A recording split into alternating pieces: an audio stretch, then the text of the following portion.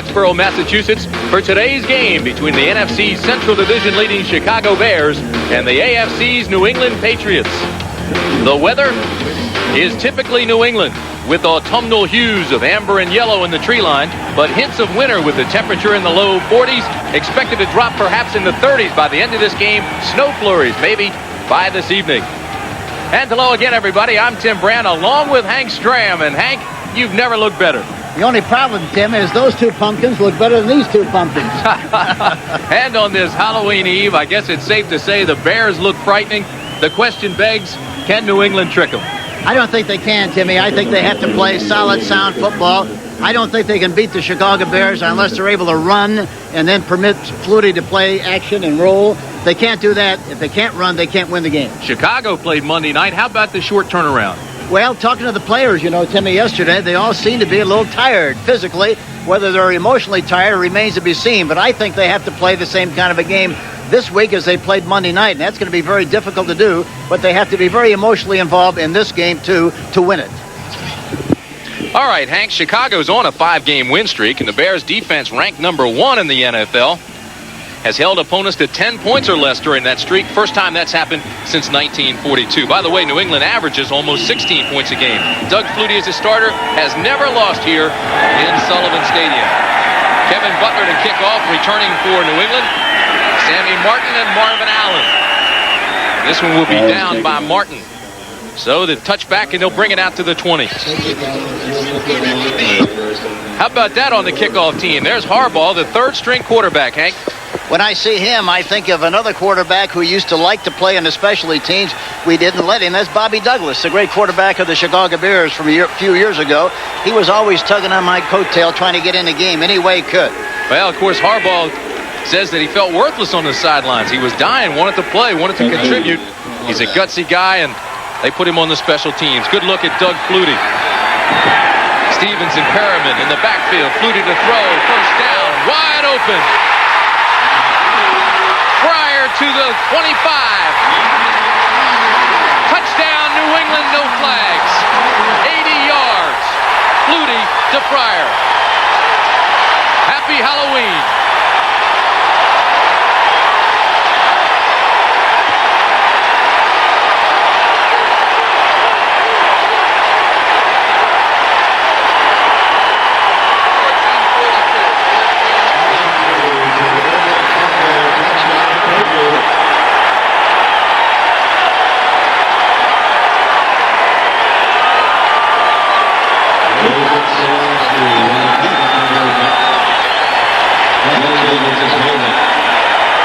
He didn't look like Bambi on that play. The extra point attempt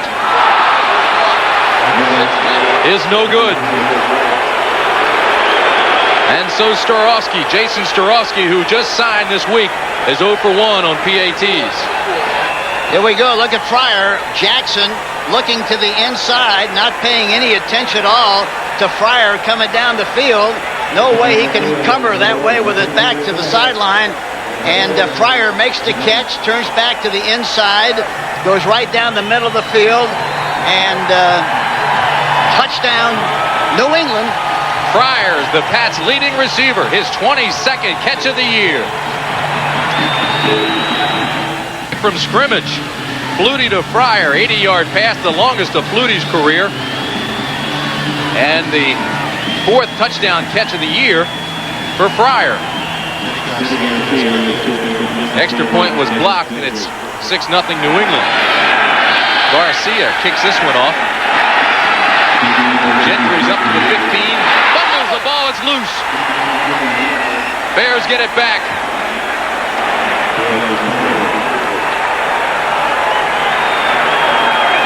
A 20-yard return. Douglas made the recovery.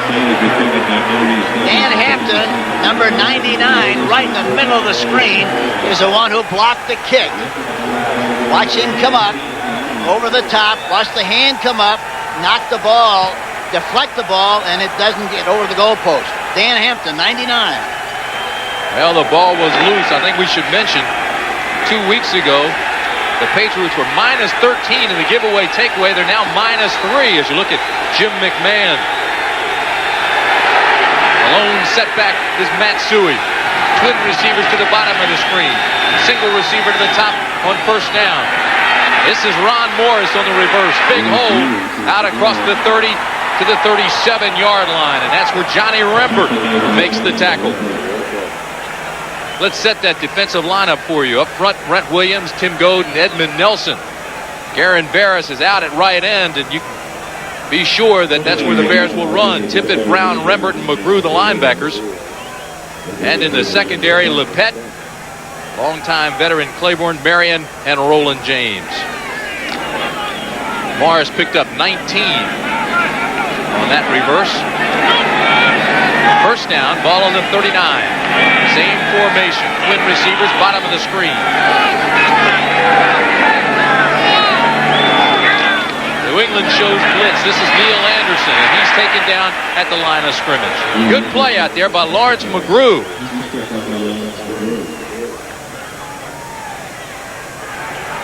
Offensively, reminder, the Bears did play Monday night. Jim McMahon, Neil Anderson said he was tired at practice late this week because of the Monday night game. Suey, Gentry, Morris, the wideouts. Emery Moorhead, the oldest Bear, as the tight end. And up front, Wojciechowski, Bortz, Hilgenberg, Thayer, and Van Horn. Moorhead goes out of the game now. James Thornton comes in at tight end. Matt Suey goes to the wing at the bottom of your screen. Morris in motion.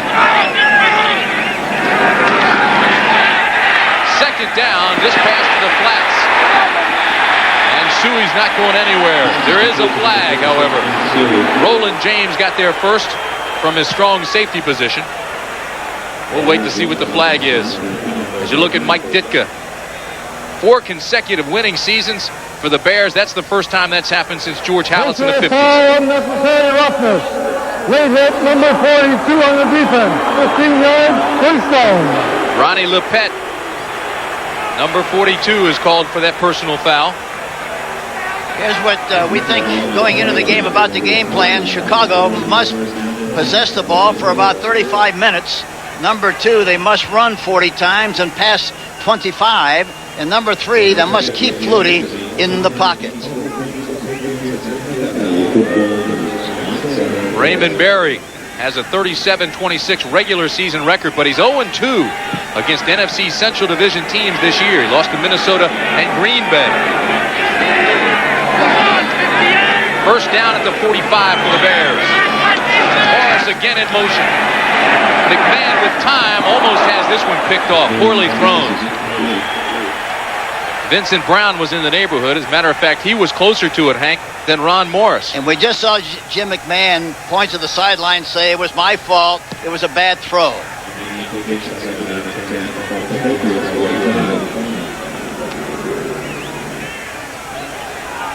Watch now.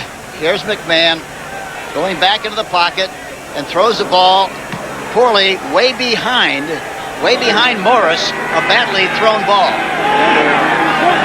Gentry comes to the bottom of the screen. Morris to the top. The setbacks, Anderson and Suey. This is Neil Anderson. Big hole to the outside to the 35. Inside the 20 and knocked out of bounds at the 14-yard line. Finally by Roland James, the safety. 31-yard pickup by Neil Anderson. And Hank, he didn't look tired on that one. He surely didn't. Thayer, the right guard, made a beautiful block. It was a counter play, counter trap. Gets a good block on the defensive end and the linebacker. And Anderson gets through there in good shape. It looks like Gentry also made a very fine block downfield. It provided Anderson with the opportunity to make the big play. Neil Anderson told us last night the New England linebackers box you in, but that puts pressure on the secondary. And that's what he did that time, cut it up. First down at the 15.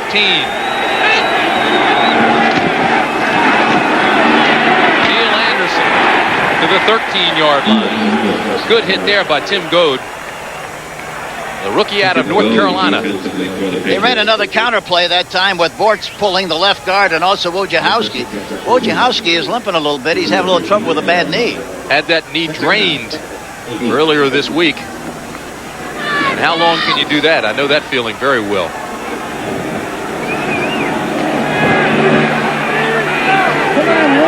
Second down, they'll call it the 13. They need 8. come right if they run. Morris in motion, straight drop back by McMahon. Has time underneath. This is Morris. Morris to the 11-yard line. Johnny Rembert will get credited with that tackle.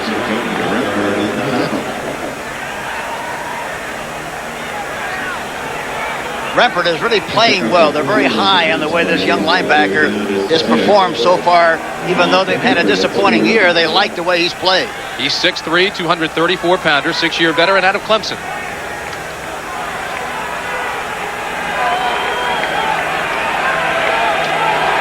Third down and 6 at the 11 for the Bears. First third down of this drive. Suey goes to the wing. Morris in motion. Anderson will fly to the flats. McMahon throws, intercepted.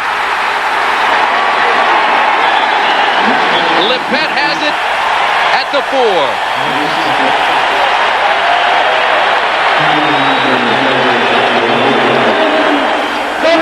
Offense.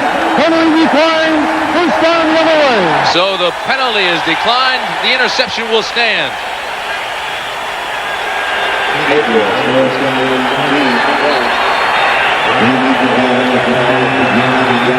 Here we see the play again. Williams is coming hard on the outside, provides McMahon with the opportunity to go inside of the defensive end. The ball is deflected, and Lippett, number 42, comes up for the interception. 11 New England turnovers in the last 3 games. Doug Flutie's come from behind win over the Colts 4 weeks ago. Jim McMahon had this quote. Who? Oh, Bambi. He's America's midget again. You guys send that quote to New England for me. Here's what Doug Flutie and Jim McMahon say now about a seemingly strained relationship. I said some things a couple years ago when he came to Chicago that I felt that we didn't need him. We had a couple of guys that had played well for us, and I'll stick by that. I didn't think we needed him at the time, and I got nothing against Doug Flutie as a person, but I didn't feel that he was going to help our football team. Right away, when I went out there, it was a situation where they felt they had a couple of capable quarterbacks in Steve Fuller and Mike Tomczak, and that they didn't really need somebody from the outside. Not that it was Doug Flutie, they just didn't need someone from the outside coming in. And I think Jim also said that he has nothing against me personally. It was just the situation. All right, on first down, Stevens finds the going tough, gets a couple around the right side. It's very, very unusual. I was on the field before the game talking about the Bears and Flutie, and I was kind of pleased and somewhat surprised to see how many Bear players came running over to Doug Flutie and grabbed him and hugged him, and seemingly were very, very happy to see him. So there had to be a lot of good feelings about him from a lot of other people. Stevens and Perriman in the backfield with Flutie. Fryer in motion. Second down and 7. Stevens out to the 9-yard line, maybe the 10. Hampton in on the tackle, along with Troy Johnson, who's making his first NFL start today. At the defensive front, Al Harris, Steve McMichael, Dan Hampton, and Richard Dent. The linebackers, Rivera, Singleton, and Troy Johnson, we just mentioned, first NFL start. We'll talk more about that position in just a second. Richardson, Jackson, David Tate starts today. He's out of Colorado. And, of course, Dave Dewerson, the strong safety. Third down and 5, the ball at the 10.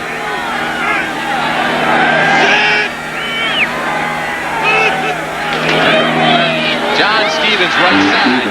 Ball's loose. Still loose. The Bears get it back. First turnover in 3 games now in the giveaway category for New England. Al Harris is the man who recovered the fumble for Chicago. Hank, I've got to believe if New England has any shot, they can't turn it over. No, they can't. That's one of the things we thought coming into the game and mentioned. They have a blitz. Dewerson is trying to blitz into play. Stevens is running to the right side. Gets a block by Farrell. Gets hit right after he gets through the line of scrimmage. The ball bounces around. Jackson kicks it around like a soccer ball, and is finally recovered by Al Harris, number 90. The hit was made by Dent. He knocked it loose, Hank. So good play by the Bears all the way around defensively. First down and 10, ball on the 24 for Chicago. This is Neil Anderson. Again, cuts it back inside the 20. And we'll keep an eye on what Neil Anderson told us last night about the outside people boxing it in, forcing you to go inside into the secondary. And Anderson, quite frankly, was honest with us and told us New England's secondary people are not good tacklers.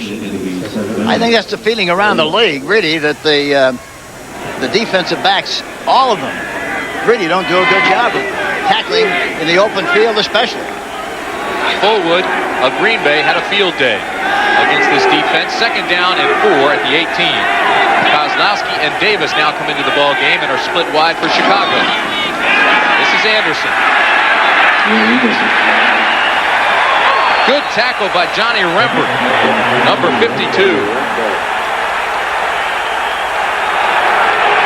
Rembert really got the good angle and really used the shoulder pads extremely well. Gave him a good shot from the inside linebacker position. 8 minutes, 30 seconds remain. First period, 6-0 Patriots if you're just joining us. Doug Flutie, 80-yard touchdown pass to Irving Fryer on the first play from scrimmage. It took 18 seconds. Irving Fryer will tell you that he ran it faster than that, of course. 3rd down and 2, the ball on the 16 for Chicago.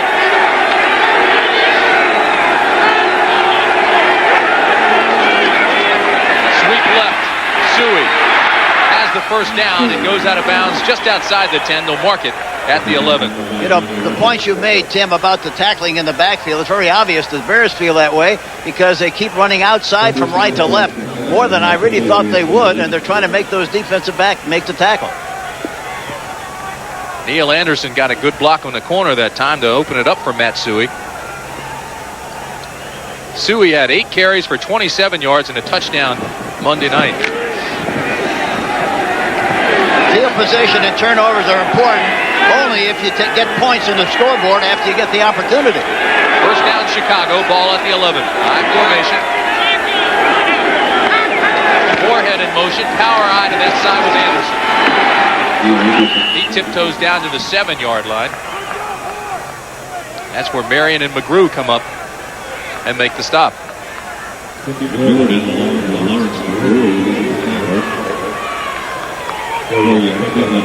Van Horn that time looked like he got a good block on the defensive end, Williams. Hank, this is a banged-up New England defense. They lost both starting defensive ends. Garen Barris, we mentioned last week with a knee injury. Kenneth Sims is out for the season with a ruptured Achilles tendon. 2nd down and 6. Ball on the 7. New England shows man coverage. And the give is inside to Anderson. To the 1-yard line.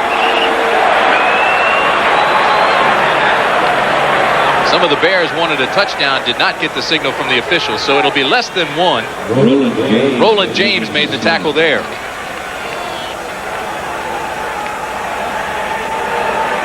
Watch Hilgenberg, the center, his block on Rembert, number 42. 52 Rembert, 6-3 blocking him, provides good running room, and almost got it all the way in the end zone for the touchdown. That kind of running seems to be, to me, would be more effective than going sideways. Tim? Anderson, 7 carries, 49 yards. First down and goal, Chicago. Anderson, left side, stopped.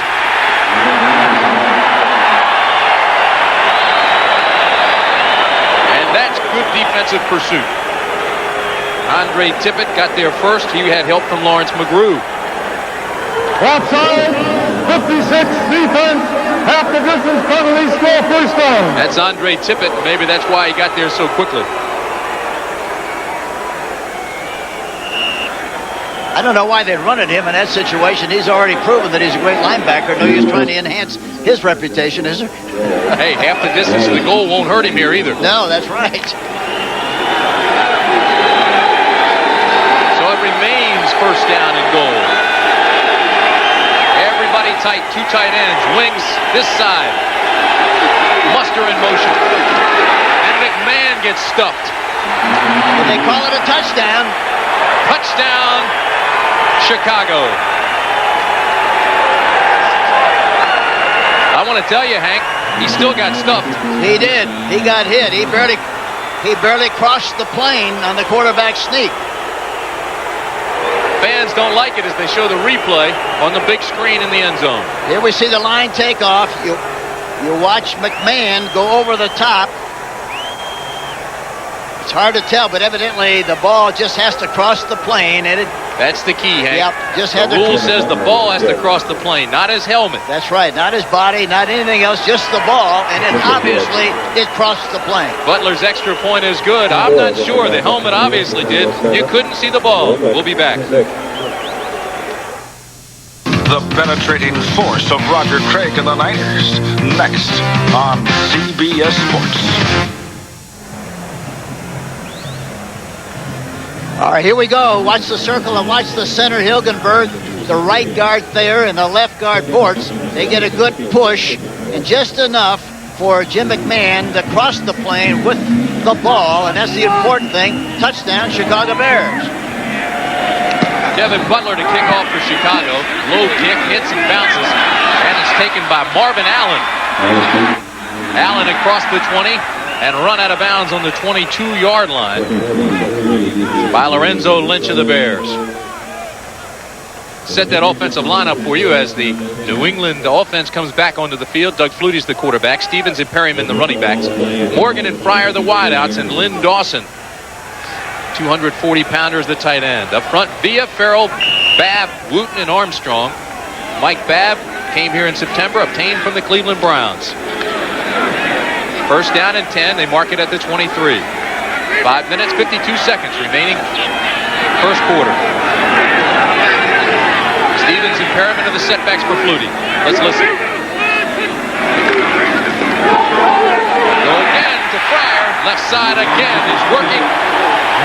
On Bestie Jackson, it's complete out to the 46-yard line.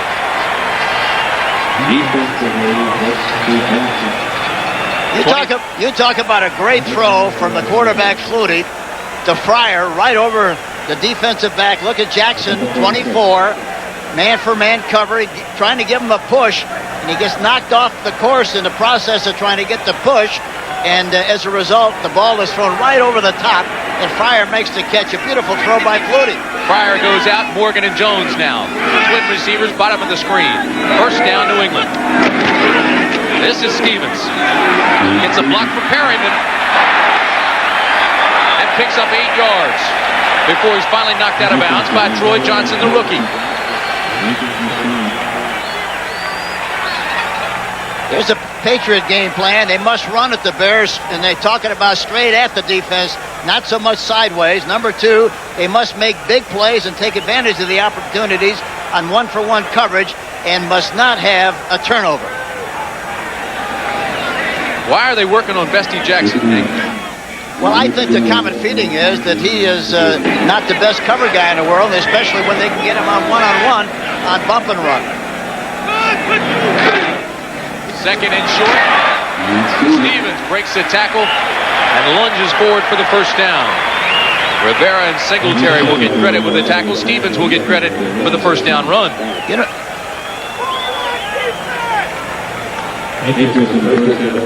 but you know, the amazing thing about Flutie, we talked to him yesterday and asked him if he had a chance to throw the ball 30 times, what would be the ratio between pocket and rollouts?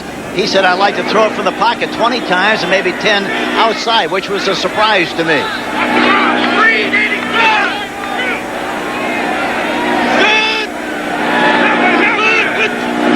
On first down, little counter play. Again, it's Stevens. And Stevens carries down to the 35-yard line. They're moving the ball effectively on the ground, and it's against the NFL's #1 defense. Bears, of course, first against the run. Farrell that time pulled and got a good block on the counter play. But this is one thing that the Bears have to be concerned about. If they don't stop this run, they're going to be in trouble because the run is going to set up the play action and the movement by design by Flutie, and that's going to create a lot of problems for the Bears. Interesting up here, Hank, isn't it? Folks believe in Doug Flutie. They just think he's a miracle worker. Second and 4. Again, they go to the run, but they'll stop this play. Flags fly everywhere. Well start, 73 offense, 5-yard penalty, still second down. That's Danny Villa. the left tackle out of Arizona State. Ball at the 40-yard line of Chicago. It'll be a second down.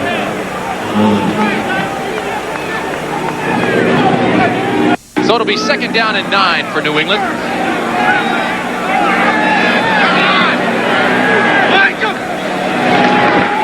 Flutie in the pocket, going deep again for Fryer. And a flag flies. There's going to be interference called. Again, it was Irving Fryer and Bestie Jackson banging on the sideline. We'll wait to see who this one's against. But the reaction of the Patriots, especially Fryer, looks like it may go against the Bears.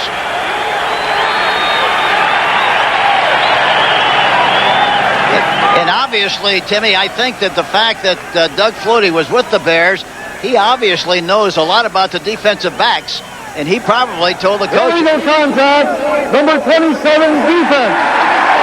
Number 24 defense, 5-yard penalty, automatic first down. Well, he said Mike Richardson, 27. He wasn't in the neighborhood. Then he corrected it, and it is against Bestie Jackson.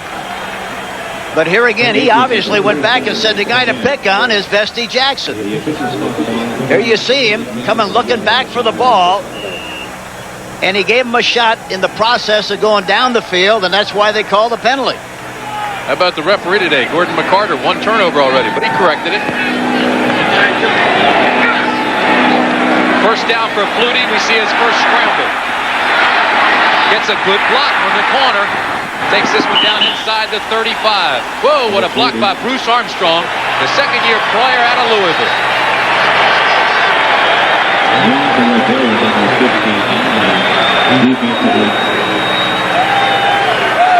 He gets flushed out of the pocket. Now watch Bruce Armstrong, number 78, the right tackle. There he is, and now he's coming back down the line of scrimmage and gets a block. Well, he was in the process of falling in on McMichaels. But Flutie is something, isn't he? Hey, don't tell that to Bruce Armstrong. He's an emotional guy. He's going to say he pancaked him. Yeah. He doesn't want to hear any of that slip stuff. This will be the 6th play of the drive, 2nd and 7. Flutie throws this one deep for Morgan, incomplete. I talking to Raymond Berry yesterday again about Flutie. We asked him, what kind of passes do you think he throws best? Surprisingly, again, he came back and he said he likes the things he throws best are the long passes, the streaks up the field, the flag patterns, and the post patterns, which was another surprise. On a great football day in New England, Sullivan Stadium, Foxboro, Massachusetts. Tim Brandt and Hank Stram with you. And thus far, with 3:41 remaining first quarter, it has, in fact, been exciting. First play of the game, Flutie to Fryer for a touchdown. Pats missed the extra point. Then McMahon scored on a quarterback sneak. 4 wide receivers now for New England on 3rd down and 7. This ball overthrown. It was intended for Stanley Morgan. Again, Hank, they were working on Bestie Jackson. They're giving him a lot of business, no question about that. Watch him come off the ball. There's Morgan breaking out the outside. Jackson gives him a shove. The ball is a little bit high. Goes incomplete, but again, had the ball been thrown properly, he had a chance to make the catch. It looked catchable, though. Jeff Beagles now will come on to punt, and the crowd doesn't like that. Wendell Davis is back to return, but the ball's on the 32-yard line. Certainly within field goal range, you would think, at least, for Teddy Garcia. And he never tries to kick the ball out of bounds, Timmy. He tries to get it up in the air to make him catch it and down it close to the end zone. Davis fields this one inside the 10 to the 6 and returns it to the 10. The tackle was made by Darrell Holmes. So on a strange turnover play, 26-yard punt, 4-yard return, and the Bears will take over offensively. Wide receivers out to the right.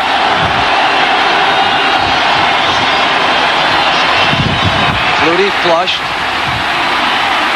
Throws it down.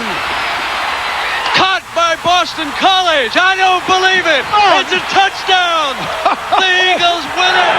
So as you look back into the window of time, you see the reason they believe in his magic here in New England, and now it's the defensive turn to turn up the heat. And Rembert makes the tackle on first down against the Bears. And Tim, so far, Chicago has run the ball 10 times and passed it only 4 times, which is another indication that they really want to control the line of scrimmage and keep the ball away from New England as much as they possibly can. Anderson gets back to the original line of scrimmage. It'll be second down and 10 for Chicago. Gentry and Morris are the wideouts.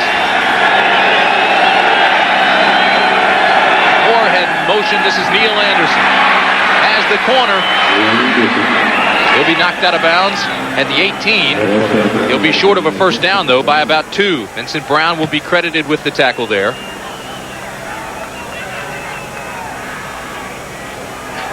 They would like to run the ball as much as they possibly can, talking about Chicago.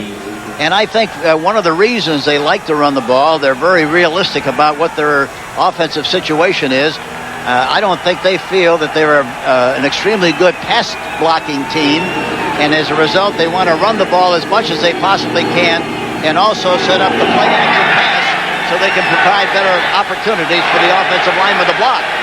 Anderson has 9 carries for 50 of those yards. It's third down and 2, Chicago. McMahon with pressure in the middle. Has the ball incomplete. Oh, I thought Gentry made the tackle, and look, so did he. Or made the catch, rather. He didn't drive him back far enough. Talking about Gentry on Claiborne, you got to drive him off a little bit, come back for the ball. Take another look, Hank, and see why he thought he made the catch. Yeah, let's take a look here. Now, here's Gentry, here's Claiborne. Good coverage.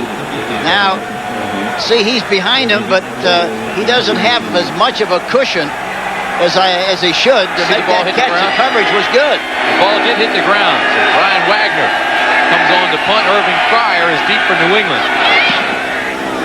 High spiraling punt, turns over. Fryer will take it at the 35. Has a lane. Fryer returns it to the 35-yard line in Chicago territory. Troy Johnson made the tackle there. But a 30-yard return after a 47-yard punt.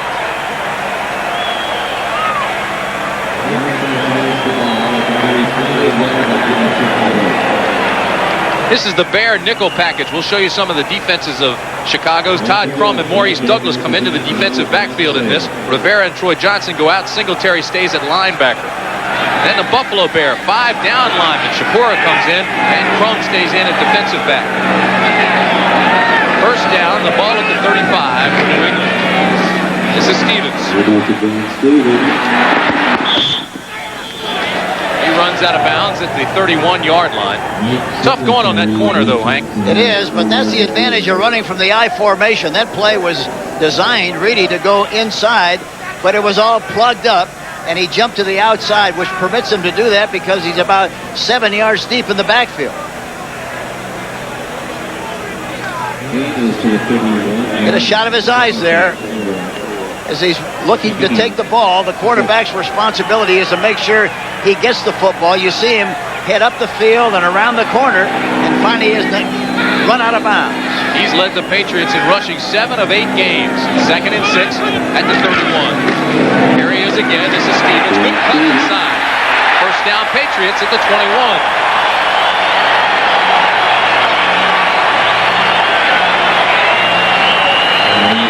Villa and Farrell just blowing folks out on that side. It's the offensive line play, Hank. Watch the left guard and the left tackle. Villa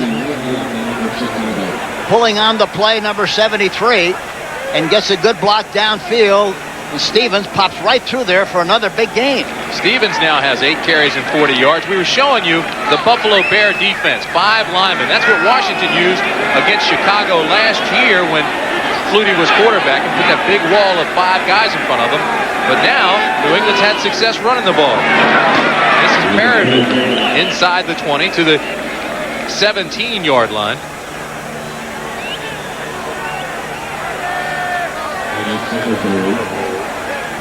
Here we see a good shot of Mike Singletary, the quarterback on defense. Watch, he's under control, avoids the block, and is finally blocked and then makes the play. But what a great middle linebacker, as everybody knows. Intense. A lot of the players say they've never seen a more intense football player ever than Singletary.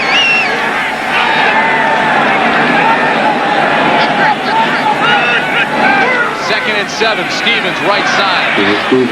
Hit almost immediately by Ron Rivera. You see the time remaining in the first quarter. And the reason I think that the New England is trying to run and doing it so efficiently, the defensive ends of the Chicago Bears are very wide because they want to contain Flutie. The linebackers are inside of the ends, and as a result, there's a big cavity there, and they're striking in that area. Troy Johnson comes out of the ball game now, along with Ron Rivera. You know, and talking about that five-man line, the Buffalo Bear, Flutie said he just came out of a meeting the other day when we saw him and was looking at the Washington Redskin game of a year ago where Washington used it against him. And that's the end of the first quarter. With the score, the Bears 7, the Patriots 6.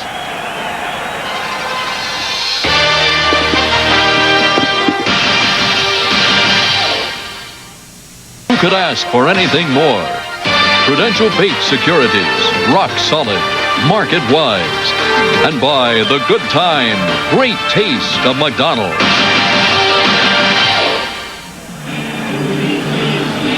The temperature has dropped now into the low 40s.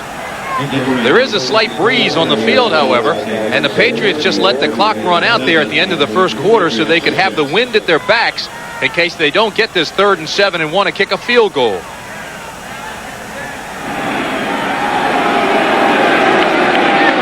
Ball is resting on the 18. Chicago, 5 defensive backs now, and 5 men up front. Singletary is the lone linebacker. Strip receivers now. 3 receivers to the top of your screen. Flutie has plenty of run to room. And he roams down to the 12-yard line. Mike Singletary makes the tackle there. He'll be close to a first down, Hank. I'm not sure if he got it. But I don't think he did, but it'll be close to him. And I think, you know, anytime they use that Buffalo Bear defense, why they're going to wind up with man-for-man coverage. There is a flag. You see Flutie's reaction. But he did have plenty of room to roam. I think he was disturbed because he wasn't decisive on the cut. Offside, 99 defense, 5-yard penalty, repeat third down. That's Dan Hampton called for that penalty. And so obviously, New England will take the penalty and bring up 3rd down and 2.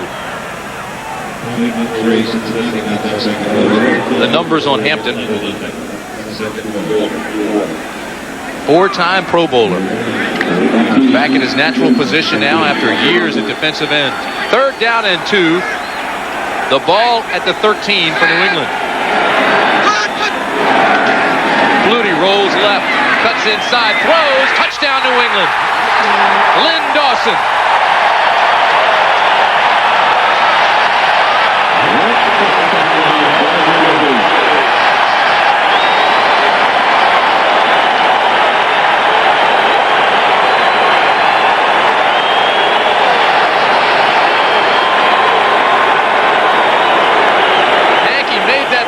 He was being pulled down. 13-yard touchdown to Dawson. There's a great illustration, Tim. People say he's too short to throw over the top of people.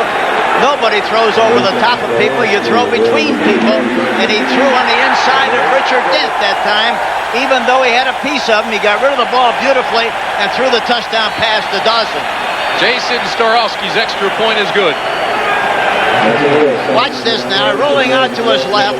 Look at Dent. He throws it inside. See, Dent between Dent. There's a big alley there. He doesn't have to throw over the top of anybody. He throws between them and gets the ball right on the money to Dawson.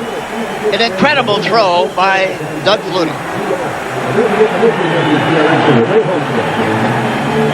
On the first play of the game. Flutie to Fryer set the tempo here. And then after a New England turnover, the Bears came back. It took them 6 plays after a turnover, though, deep in their territory, New England's territory. And look at the numbers on Flutie. He just hit Lynn Dawson with a 13-yard touchdown, and it's 13-6 with 14:20 remaining.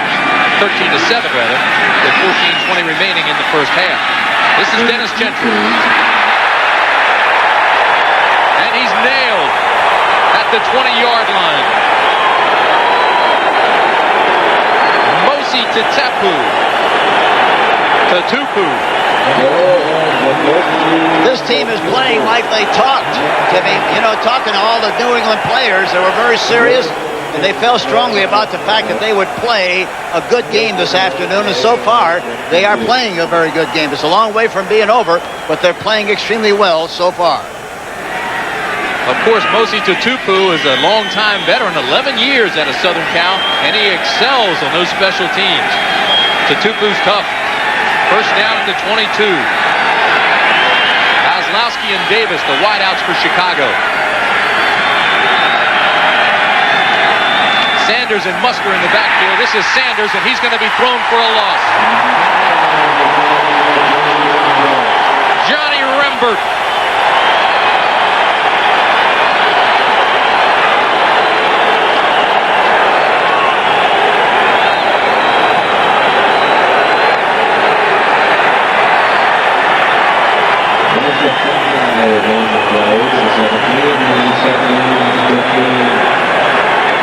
The crowd is obviously into it. And so are the Patriots. It'll be 2nd and 15 from the 17-yard line for Jim McMahon and the Bears.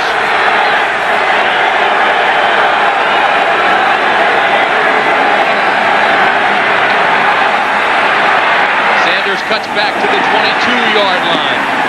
Where he's hit by a whole host of Patriots, led by Raymond Claiborne.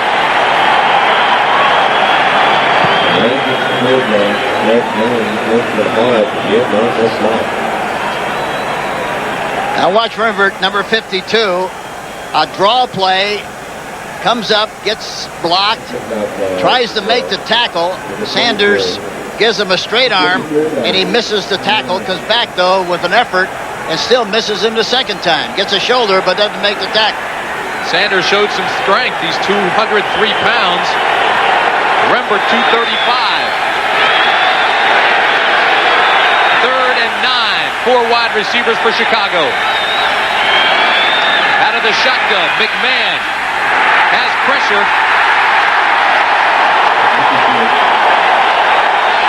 The pressure came from Brent Williams. The pass was incomplete to Morris. You know, and Brent Williams, talking to him yesterday, he said during the offseason that he got all the films of all the great defensive ends in the National Football League, studied them carefully so that he can improve his pass rush. Evidently, it's done some good. McMahon now just 2 of 6 for 4 yards as you look at Brian Wagner. Irving Fryer is deep for New England, and he's standing on his own 36-yard line.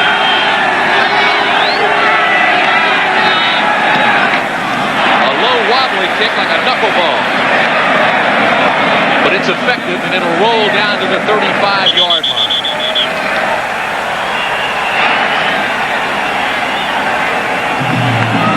"12 minutes, 17 seconds remain in the half.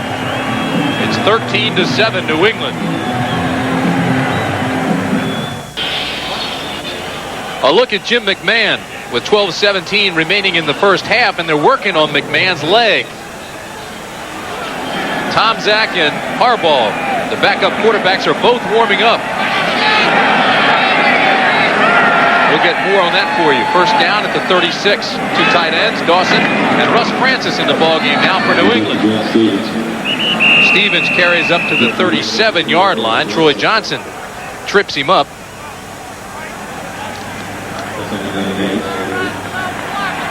How about that, Hank? How much does this team change without McMahon? Well, in the past, you know, if history means anything, they haven't been very effective without McMahon at the quarterback position. Of course, McMahon has that unique ability to improve the performance of those around him. 2nd and 8 from the 38 for New England. Again, Stevens cuts it back. to the 43-yard line. Dave Duerson makes the tackle.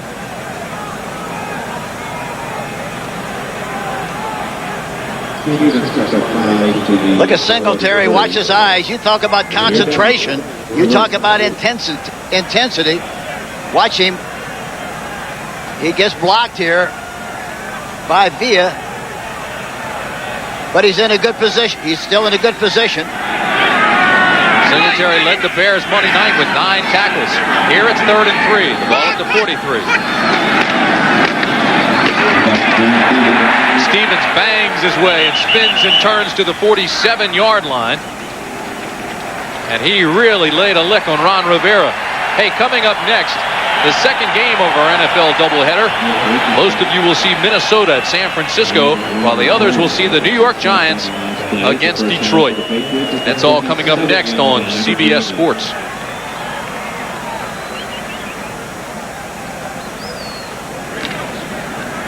You know, as you watch this game, and you wonder, some people wonder, why are they running at the Bears, who are the #1 team in the league? They're running at them because they're very sack happy. The Bears are. They do a great job there. They want to make him run, play the run instead of what they do best. First down, Stevens tries to get outside, take the corner. He does successfully into Bear territory before Vesty Jackson and Mike Singletary trip him up at the 49-yard line. Hank, the word off the Chicago bench is that Jim McMahon has a strained knee, and it's doubtful right now that he'll return. Well, they're playing, from a plan standpoint, you know, they plan to come into the game with the idea of running the football, and if that continues to be the plan, why, it really won't make a whole lot of difference who the quarterback's going to be.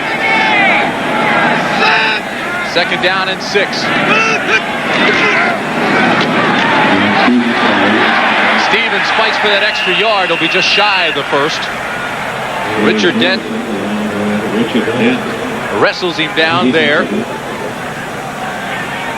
Here again, I want to talk a little bit more about the running of the New England Patriots. The Chicago Bears defense come into this game with 27 sacks, 24 and a half of which have been made by the defensive line. So it's obvious they like to do that, and they do that extremely well. They're going to make them play against the run as much as they can to slow down the rush and then be able to throw play action and throw the ball at the right time. Well, you see what the defense has done. Of course, they led the league in sacks last year, but they're also #1 against the rush. Dupart and Perryman now in the backfield. And I don't think he's going to get there on 3rd down and short. He'll be close to the first, goes Reggie Dupart, but it'll bring up 4th down. Crowd wants New England to go for it. What would you do, Hank? If it's less than a yard, and the momentum of the game like it is right now, I would go for it, less than a yard. I think they feel good about what they're doing up front, and I think from a coaching standpoint, you know, from an intuitive standpoint, I think you got to say, okay, you guys got confidence, I got it too. Go ahead and go for it. Well, the crowd loves this because they are going to go for it. 2 tight ends, Dawson and Francis. Power formation for New England on 4th and short. Stevens. The crowd told you he got it. Here again, there's a time and place to do that kind of thing. But in this situation, that was the correct thing, not only because he made the first down, but because of the way the game is going.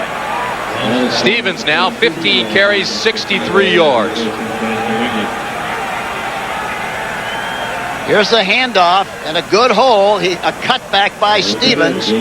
Cuts back into the open area. It's finally tackled by a host of Bears, but not until after he made the first down. Singletary got the first shot. Stevens gets a breather now. Reggie Dupart comes into the ball game for New England. First down for Flutie.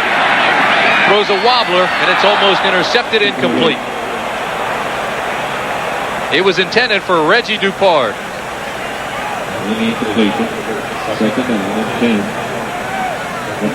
It'll be 2nd down and 10. Clouds continue to roll in. They're predicting snow flurries for later this afternoon as the temperature continues to drop here at Sullivan Stadium. Tim Brandt and Hank Stram with you. 2 touchdown passes for Doug Flutie. Started the game, first play, 80-yard touchdown to Fryer. Came back and hit Lynn Dawson with a 13-yard touchdown pass. Dawson's first touchdown catch since 1984. Second down and 10.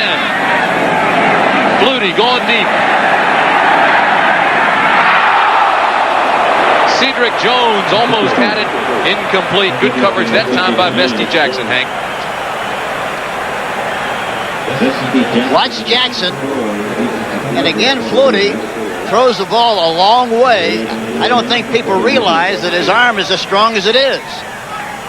Here you see the takeoff. Jackson looking into the backfield with his back to the sideline.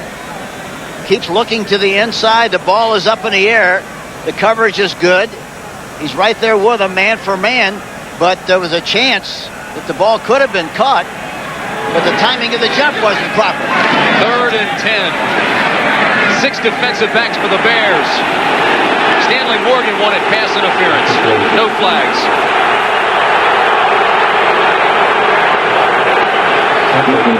And Hank, they continue to work on Bestie Jackson. And there again, that has to, I mentioned it earlier, but I'll mention it again, that has to be influenced a little bit by the association that Doug Flutie had with the Bears.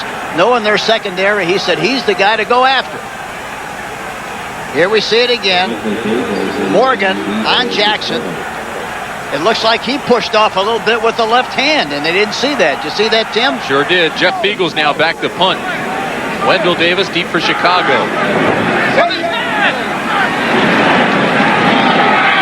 Beagles calls this as punt bunt. Ball's loose. Patriots have it.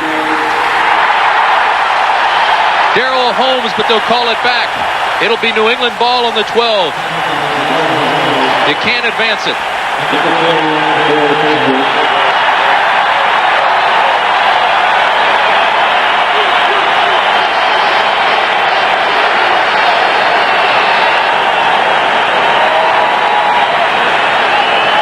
Darrell Holmes going to keep that ball. And look at Mike.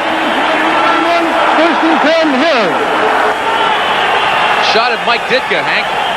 Really upset with that play. Here's Davis back there. It's a bad, it's not a fair, it's a fair catch signal, but not a legal one. And with all the traffic around there, he should have just signaled for the fair catch if he's going to do that and make the catch. It was very bad judgment on Davis's part, and it's easy to understand why Ditka is massaging his ears with some verbal abuse on the sideline. Well, I think we should mention that Wendell Davis hadn't returned punts seriously since high school. Did some in the preseason, but with Dennis McKinnon out for the Bears, Davis was forced into duty, and he just muffed it. The play was reviewed. No problem. Continue play. See, he didn't even know how to make the fair catch. The valid fair catch is you got to put your hand up above your head and move your hand back and forth. He just put it up and put it back down, which was an invalid fair catch. This is the second time New England started a drive in Bear territory. First down at the 13. Stevens breaks 2 tackles, gets back to the line of scrimmage, maybe gets an extra yard before Dave Dewerson can take him to the turf. Look at Dave Dewerson. Got that right thigh heavily taped. And he's a tweener. He's a tweener. By that I mean he's between a linebacker and also a defensive back, a safety man. He plays up very much like a linebacker so much of the time. Is a great tackler. Led the team in tackles last year. He's tied for second right now. 2nd and 8.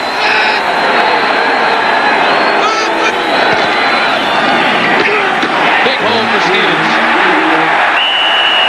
Down to the 5-yard line.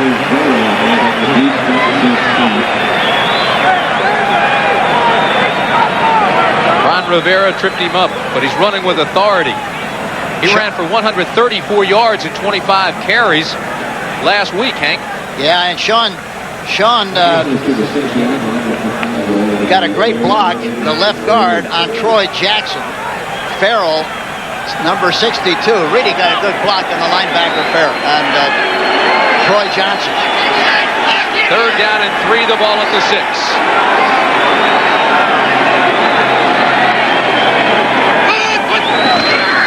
motion. This is Stevens.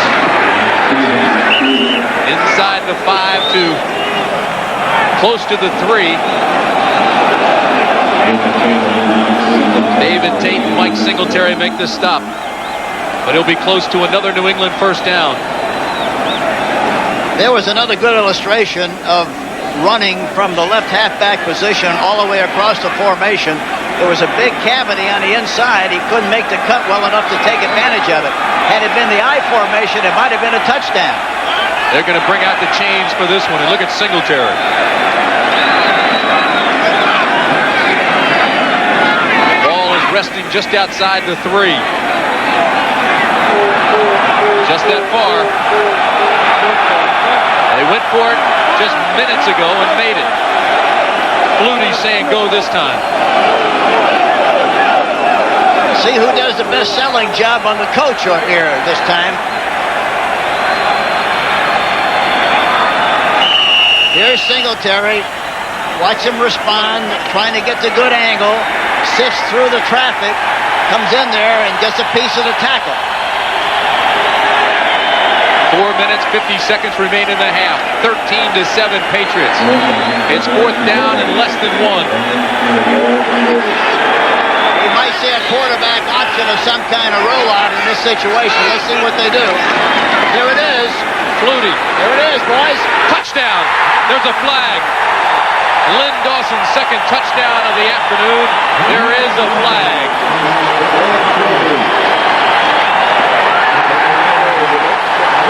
Offside, number 99 defense. Henry Klein, touchdown. It's against Hampton. The touchdown stands.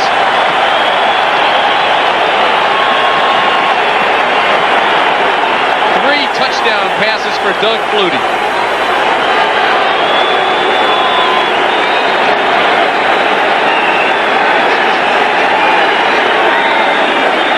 Jason Starofsky comes on for the extra point. He's 1 of 2 this afternoon. Fiegels is the holder. This one's good. Well, they haven't used their tight end very much this year in New England, but now Lynn Dawson has 2 touchdown catches. Here you see the fake, Flutie. This is something he does so well. Rolls to the outside of the containment. Dawson wide open in the end zone for the touchdown. First 3 touchdown game of Flutie's career. That is not a misprint. It's 20-7 New England with 4:31 remaining in the first half. Garcia kicks off. This will be taken by Gentry. To the 20-yard line. Watch Hampton, number 99, and in the circle, and watch, they have 7 defensive linemen in the game, which makes this a perfect play. Fakes inside, rolls. Hampton has a shot, but he runs right around the outside. Nobody at all on Dawson, and he goes into the end zone for the touchdown. First time Dawson has ever scored 2 touchdowns in one game. As you look at Mike Tomczak, who's replacing Jim McMahon, who's out with a strained knee. First down and 10, ball on the 20, Chicago. Right side, big hole. And Anderson carries it out to the 27-yard line. One thing obvious about the game, the field position part of it has been tough because the Bears really have not had good field position, with the exception of the first time they got it on the plus 24-yard line. It'll be second down and 3, the ball on the 27.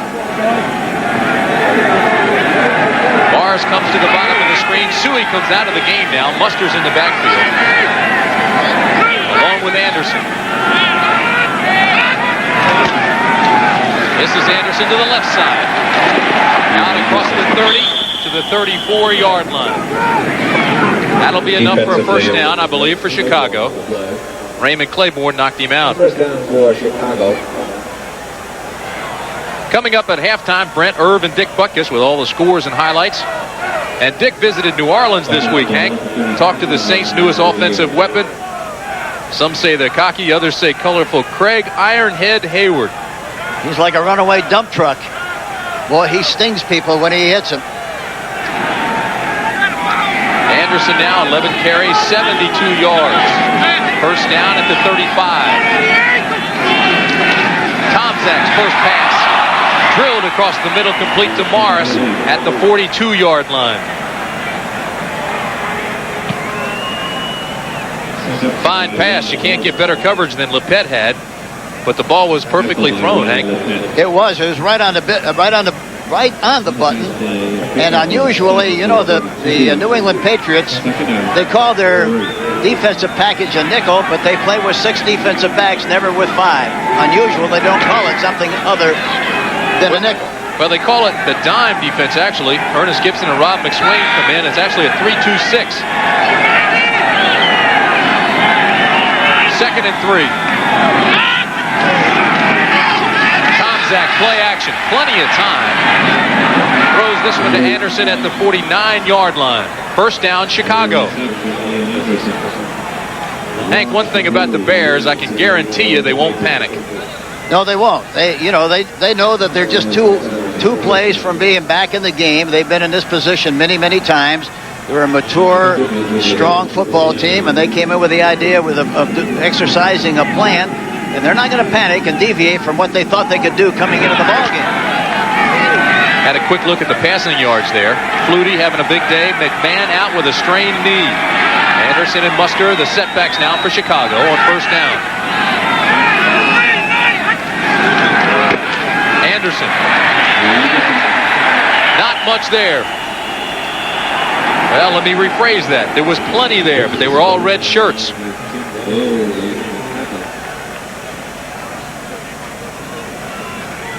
Here we see Tippett, number 56, going outside of the offensive end. Comes across just a little bit too deep, but in spite of that, gets a piece of him, slows him down. And Brown is finally in a position, number 59, to clean up on the tackle. It'll be 2nd down and 10, the ball at the 49. And as the clock ticks down to the 2-minute warning, there's timeout on the field. We'll take one as well. Continues to work on the game plan. He leads 20-7 with 2 minutes remaining in the first half. Both clubs have all their timeouts remaining. It's been an impressive offensive attack by New England. 3 touchdown passes by Doug Flutie. That's been set up by the strong running John Stevens. And they've run the ball 21 times, Timmy, and only passed 8 times and 3 for touchdowns. Here it's 2nd down and 10 at the 49-yard line for Chicago. Tomczak, who's 2 for 2, is going deep with this one. It's intended for Morris. Incomplete, knocked away by Raymond Claiborne.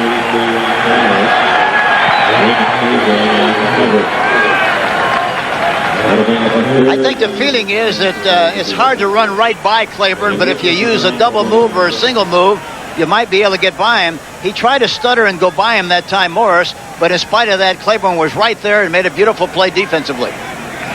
It'll bring up 3rd down and 10 for the Bears. Chicago just 1 of 4 on 3rd down conversions.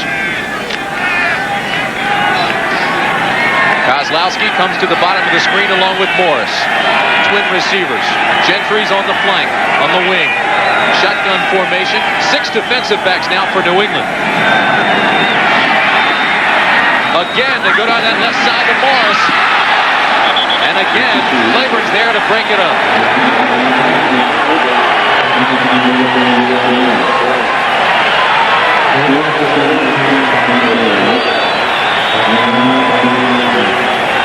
Here we see the finish of it again. Look at him, and of course, Claiborne is beyond Morris on the throw. It looked like he was the receiver instead of the defensive back. Almost had an interception. He's got 2 this year. Wagner on the punt for Chicago. Irving Fryer is standing at his own 15-yard line for New England.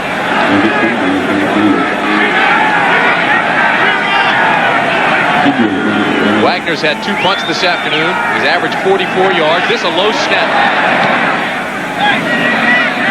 It's a tail wagger that'll take Fryer back to the 8-yard line, and he'll fair catch it there.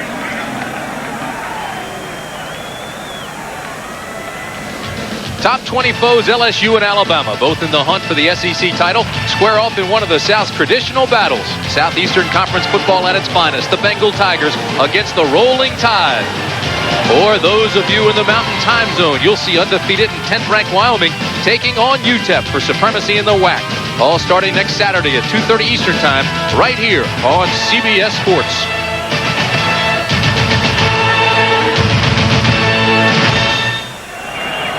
Hank, who do you like this year? Look at the unbeaten teams that remain now after UCLA fell by the wayside. Well, I think all those teams are excellent teams. I still feel that the University of Miami, Florida, is the best team in college football. Straight ahead, Perryman.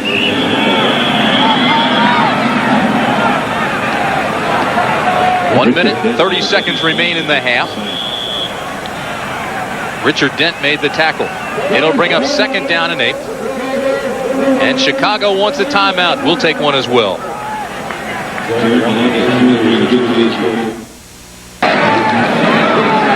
Stevens carries, tackles across the 15 to the 16-yard line.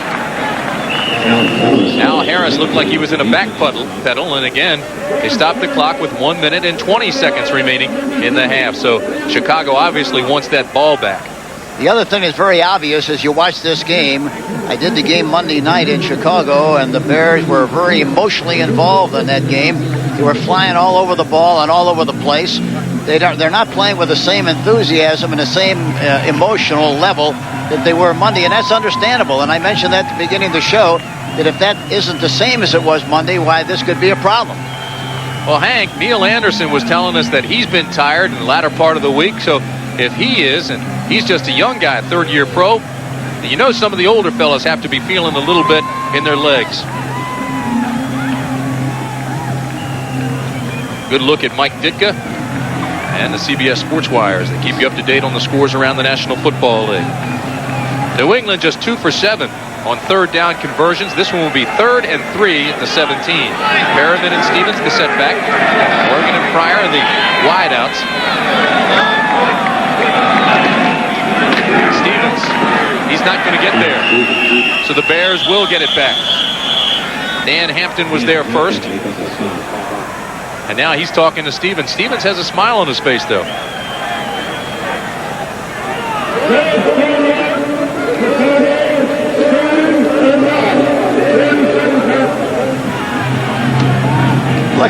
Look at the face on Singletary. Look at those eyes.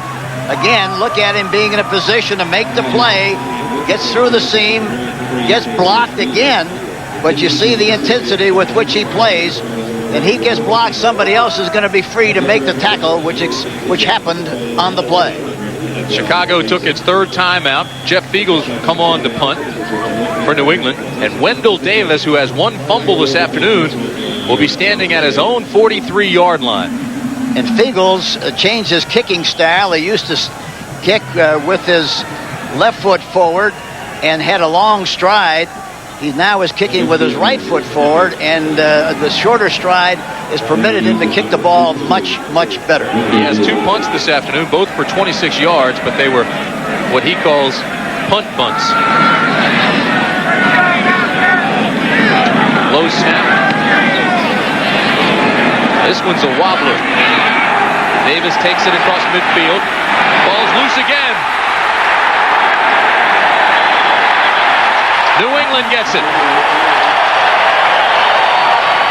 Marvin Allen makes the recovery. 42-yard punt, 13-yard return, and Allen gets the fumble. Here we see it. He makes the catch about number high where it should be. Makes the cut inside. Cuts again. The ball was hit. The ball was hit by the shoulder pad. Marvin Allen, number 39, winds up with a recovered fumble on the play. And Hank, we have to repeat that Dennis McKinnon's not in the ball game. And other than some preseason action in returns for Davis, he hasn't returned punts since high school. That's right. In all fairness to him, that's right. Plenty of time remaining in the half. 1:03 for Doug Flutie.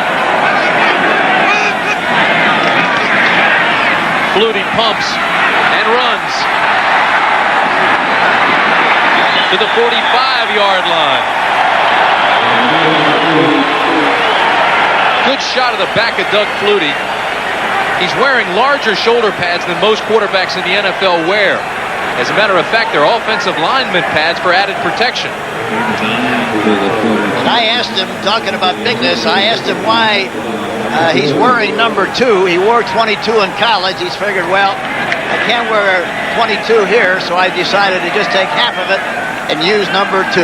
Same reason Stevens wears 44. Yeah, he had 4 in college and doubled that. Yep. 2nd and 1. Stevens bangs down the middle. Perryman, correction, to the 43-yard line.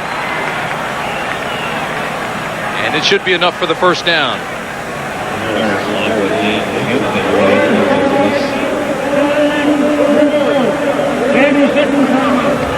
Two pretty good battering rams. Stevens, 220 pounds. Perryman, 233.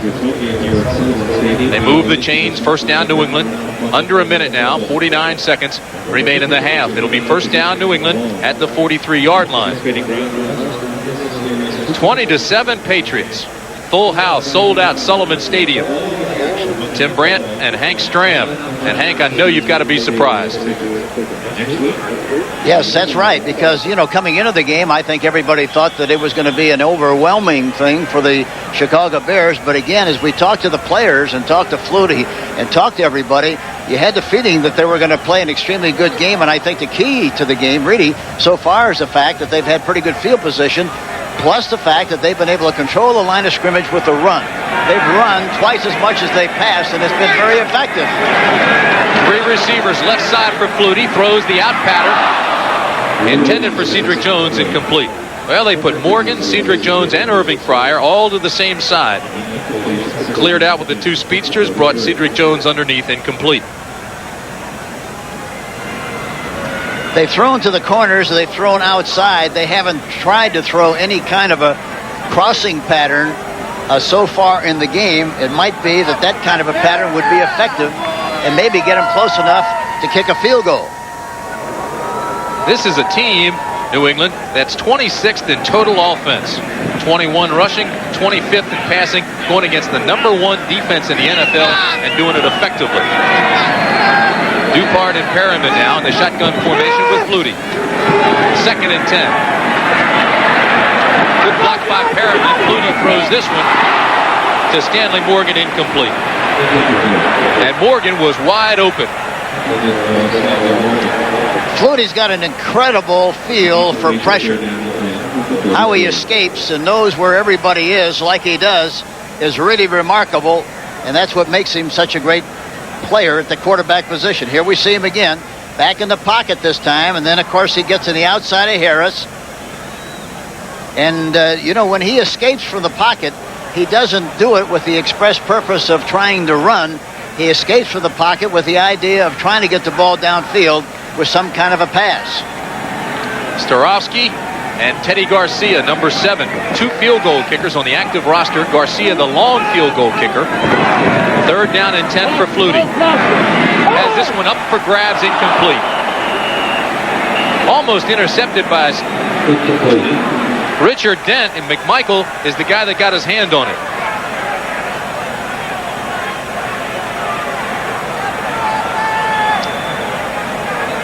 Here's the way it looks to Doug Flutie as he goes back into the pocket. And there's a hand go up, and it's deflected, and Richard Dent almost, and he felt badly because he should have been able to make the interception. McMichael, number 76, made the block, slapped it down. Well, they'll blame that on his height. He's only 5'10". Of course, we should mention Doug Williams, who's well over 6'3", had 3 batted down in the Super Bowl. This is Spiegels punting away. That's an excuse, not a reason. This one will hit inside the 5, go into the end zone for a touchback. 43-yard punt, no return with 23 seconds remaining in the half. 20-7 New England. You know, it was interesting as we look at Tom Zach, listening to Raymond Berry talk about Doug Flutie, Hank. He says, you know, I think the little guy's more durable than perhaps the bigger guys. And the reason for that is, you never get a good shot at him. Well, the Bear defense has knocked at least 3 quarterbacks out of games this year. Detroit's Chuck Long, Steve Pelor, Danny White of Dallas, and Jack Trudeau of the Colts. And the other thing that was something for Raymond Berry to confess was that he thought that of all the great players he has seen in his lifetime in professional football, one of the great players was Doak Walker, and Flutie reminds him of Doak Walker. First down, Tomczak has pressure, flags fly. This one's to Morris at the 30. To the 45, runs out of bounds and stops the clock with 12 seconds left in the half, but there is a flag. Gain of 25. And they'll nullify it, take it off the boards, and bring it back. Holding against Chicago.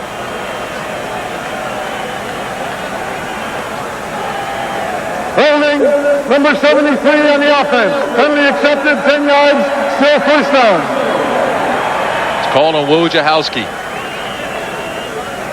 One of the replacement players who's stuck is now starting at that left tackle spot for Chicago. And he's playing with a bad knee, but he's sucking it up and playing and doing a good job in there. Sucking it up or sucking it out, as the case may be. He had his knee drained on Tuesday. First down and 20.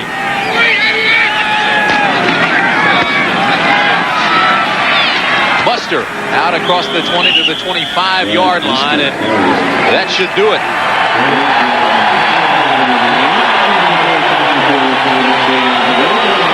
That's the end of the first half.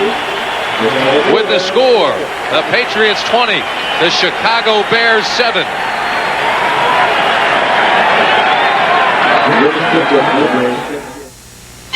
CBS Sports coverage of the National Football League is sponsored by new Extra Gold Draft in bottles and cans, the one with a full tilt taste.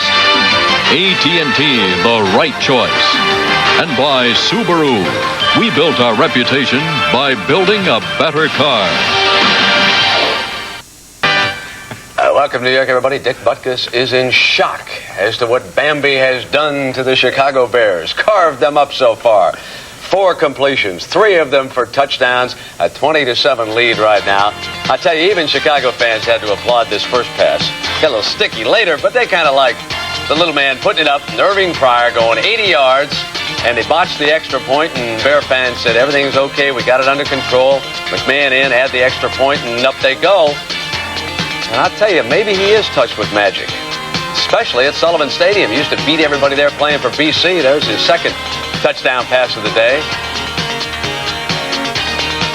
And meanwhile, his most severe critic, Jim McMahon, having a real tough time of it. Here he is going down, unfortunately with a knee injury. He's finished for the day, and some of the fans in New England enjoying it. And Flutie went right back at him.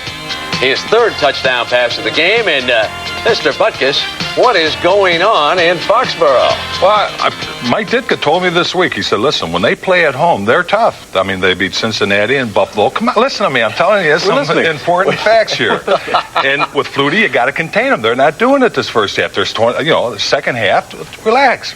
Jeez, don't cut 31 minutes. You ever heard any better alibi than that? No, that's pretty good. That's pretty good. How about the Rams and New Orleans? Folks, so far it has been a battle of the field goals. Craig Hayward has been shut down completely. He hasn't even gained 10 yards in the first half.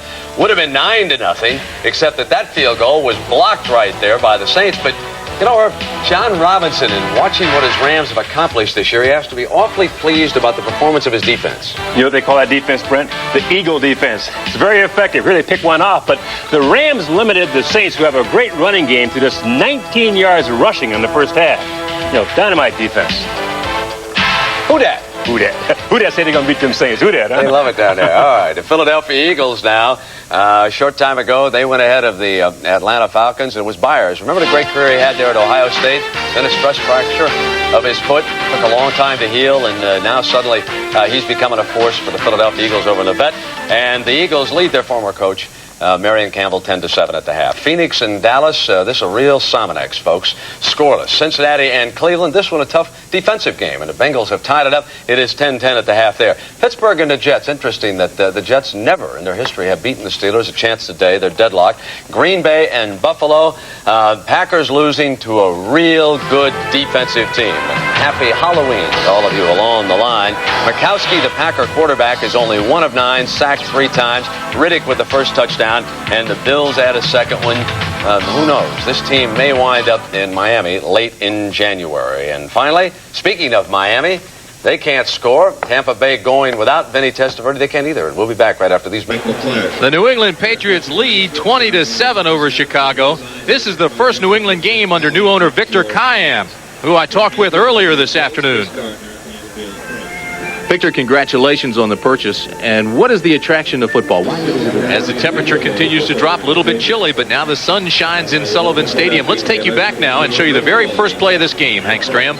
Lightning struck on the very first play of the game. An 80-yard pass from Flutie to Fryer on Jackson, number 24. Goes right by him, makes the catch, cuts back to the inside, back in the middle of the field, and goes all the way in for the touchdown on the very first play of this contest. 80 yards, longest touchdown pass of Flutie's career. Then they hit the tight end, Lynn Dawson. Watch Lynn Dawson, the left end, throwing inside of Dent. A great illustration of you don't throw over the top, you throw between, and that's exactly what happened. Now he throws another touchdown pass to the right, this time to Dawson, number 87, gets held up at the line of scrimmage, breaks free, pops wide open into the end zone for the touchdown. Garcia kicking off, and this will be taken by Gentry. Gentry has a hole straight up the middle, across midfield to the 40-yard line. And the Bears come out with lightning. Tackle made by Marvin Allen. Show you how that first half shaped up statistically, Hank. After that 51-yard return and Tomczak comes on. Look at this. Rushing yards, 113 to 96. Passing yards, look at that incredible 18 yards, 120 for New England. Total offense, 216. But you have to remember the Bears had terrible field position throughout the first half, and the only time they had good field position, they scored. First down, Bears. Anderson has to tiptoe across the 40, then breaks the tackle to the 34-yard line. Now, Hank, those rushing statistics impressive for New England in light of the fact that the last time these two teams played, New England crossed the 50-yard line only once.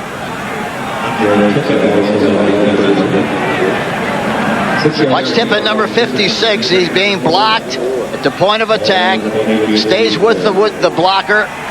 And then the back cuts in the inside. He comes back off the block and makes the tackle from the backside. Andre Tippett, number 56. Excuse me, Hank. Second down and 4 at the 34. Again, they go with Anderson. And this time, he's taken down quickly by Lawrence McGrew. McGrew, an 8-year veteran out of Southern Cal. 6'5", 233-pounder. Yeah, the amazing thing about this thing is that the Bears have not scored in the third quarter this year. That's amazing, isn't it?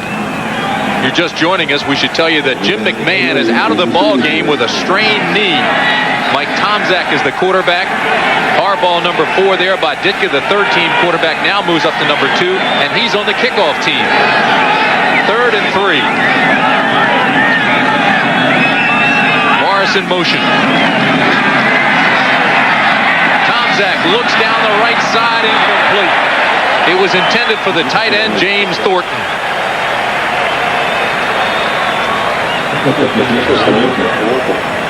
Roland James was the defensive back in that area. He was inactive last week with a groin injury. And they like Thornton very much. They say he's the strongest player on the team. Bench presses 550 pounds. That's about what you do, Tim, isn't it? Yeah, that's close. I weigh about the same. 4th down and 3. The Bears are going for it. Twin receivers, top of the screen. 4 wideouts. Shotgun formation, they need 3. Tomczak throws incomplete. Intended for Gentry, who had come clean, wide open in the flat. They were in man-for-man coverage. Everybody on the line of scrimmage. A perfect chance for a good play or a big play. Hank, how did he come that open with 6 defensive backs in the game? Yeah, that's a good question. I didn't see what happened in the flats there, but somebody must have blew the coverage. Here's the way Thompson looks at it. Here's a blitz. Roland James coming in on the inside. The inside man, from a defensive standpoint, we're supposed to cover. A reaction of Mike Ditka. He's not upset, is he? Looks like you on the sidelines.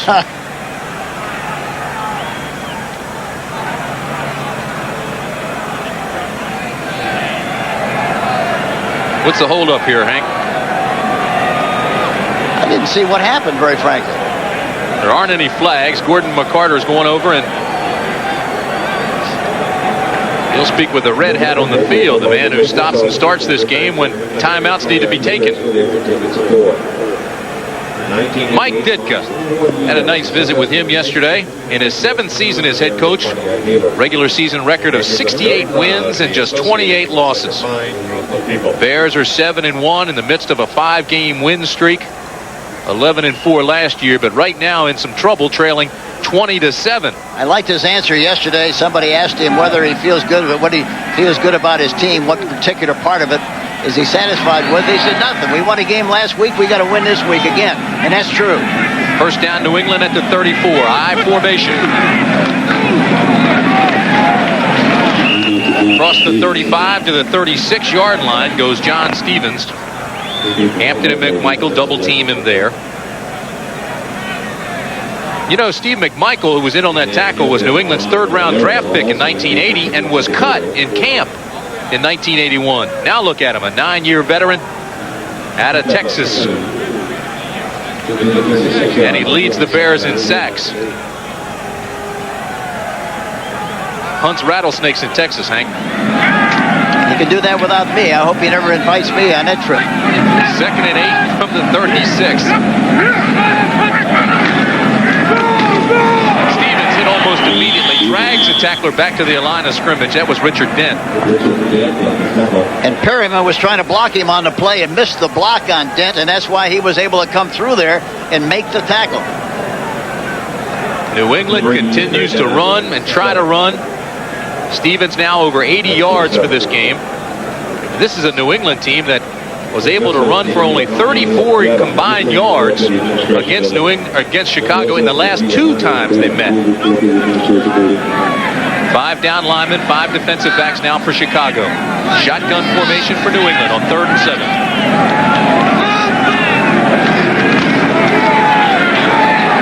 Flutie's pass incomplete. Intended for Reggie Dupard. You know, the other thing about Flutie, he gets back in the pocket very quickly, and then the other thing, he gets rid of the ball quick. He gets rid of the ball very fast. You're Doug Flutie here now.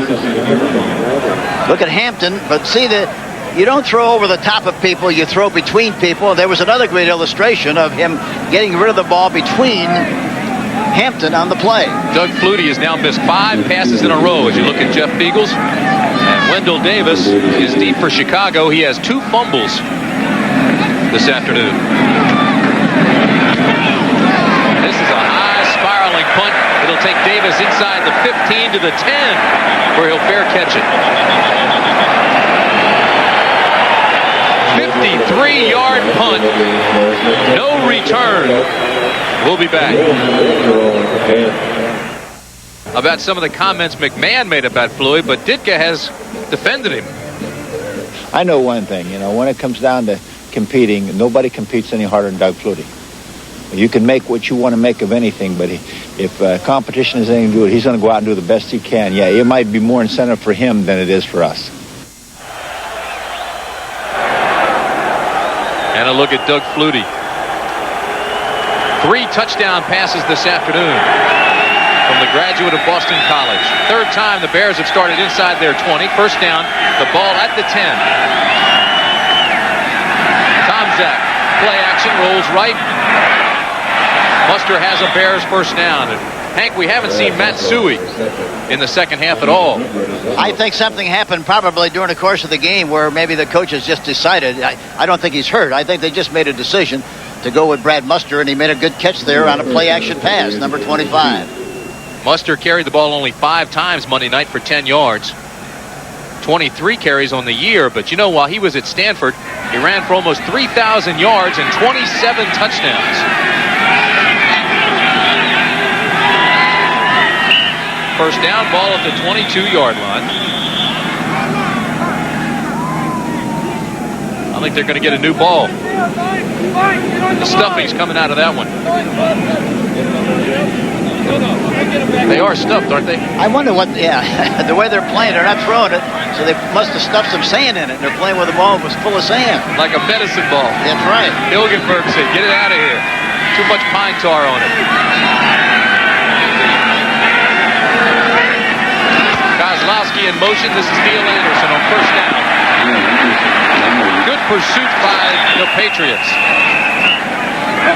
Vincent Brown will be credited with the tackle along with Hodge. And Claiborne did a good job of coming up and making the play go inside where he got the help from the inside people. It'll be second down and 7 at the 25-yard line. 11 minutes exactly in the third quarter.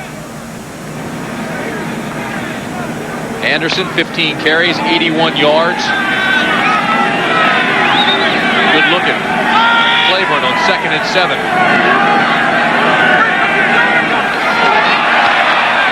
Flags fly as Anderson follows Muster around the corner. Looked like that was on the Bears. Looked like somebody was moving on the inside. Couldn't tell for sure. It looked like it was on the Bears. Still came about 4 yards short of a first down. Gordon McCarter says it is against Chicago. And Tippett says we'll take it. Illegal motion, number 80 offense. Penalty accepted. Repeat second down. That's Thornton. Watch Thornton. There it is. Tight end. Try to get a jump on his block on Williams. Offside on the play. 4 Chicago penalties now for 25 yards. Second down and 12, ball at the 20. Kozlowski comes to the bottom of the screen. Davis at the top. Tomczak tries to set up the screen to Anderson. It does. Gets a block. To the 45-yard line. Neil Anderson finally knocked out by Ronnie Lepet. And Mark Bortz, number 62, made a great block on the outside that provided running room on the inside for that big gain. Mark Bortz, number 62. Terrific block. Gain of 26, first down Bears.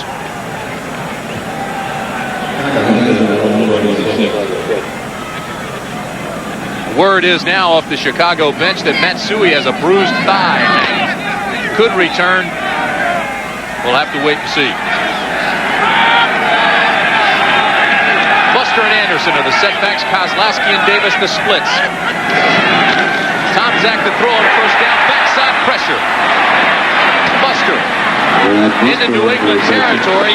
Out of bounds at the 41-yard line, marking the 36. Vincent Brown gets the tackle, gain of 19. Boy, Lawrence McGrew almost had the sack. Good composure by that guy, Tomczak. Tim Brandt, Hank Stram with you in Sullivan Stadium. Temperature was 46 degrees at kickoff time. It's been dropping throughout the game. It's in the low 40s now. They're calling possibly for snow flurries tonight. And Hank Stram's braving it. Hadn't put on his top coat yet. The heat is on. All that hot air going on in here keeps me warm. First down, Tomczak. Throws this one back all the way to Boston, incomplete. Right now, let's go to New York. Here's Brent Musburger. Brent? Well, Tim, Chris Miller again for the Atlanta Falcons firing things up. Here is his second touchdown pass of the game now to wide open Floyd Dixon. And the Falcons have gone back ahead. Go back to Tim and Hank. All right, Brent, while you were gone, Mike Ditka got a little bit fired up on the sidelines. Tomczak now 5 of 10 for 70 yards. Harbaugh comes into the ball game. That's how fired up he was. So a change of quarterbacks on 2nd and 10. Pick up a couple by Anderson, but how about that, Hank?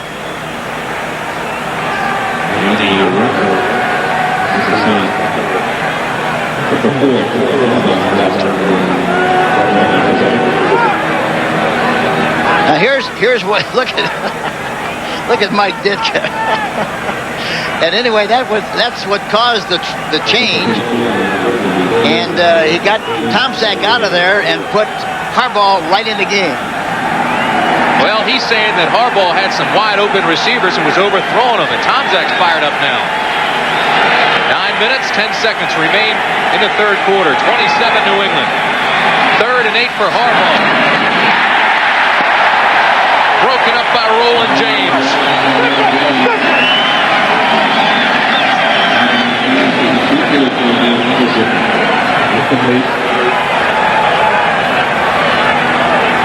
You talk about a team playing an emotional game. New England is. Here we see it from this angle.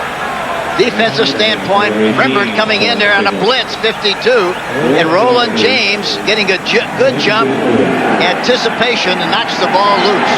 Tomczak comes back in.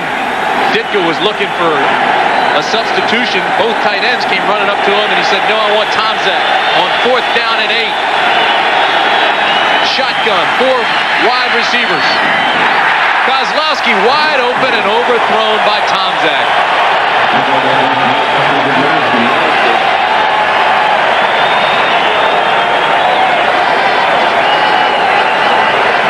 We'll be back.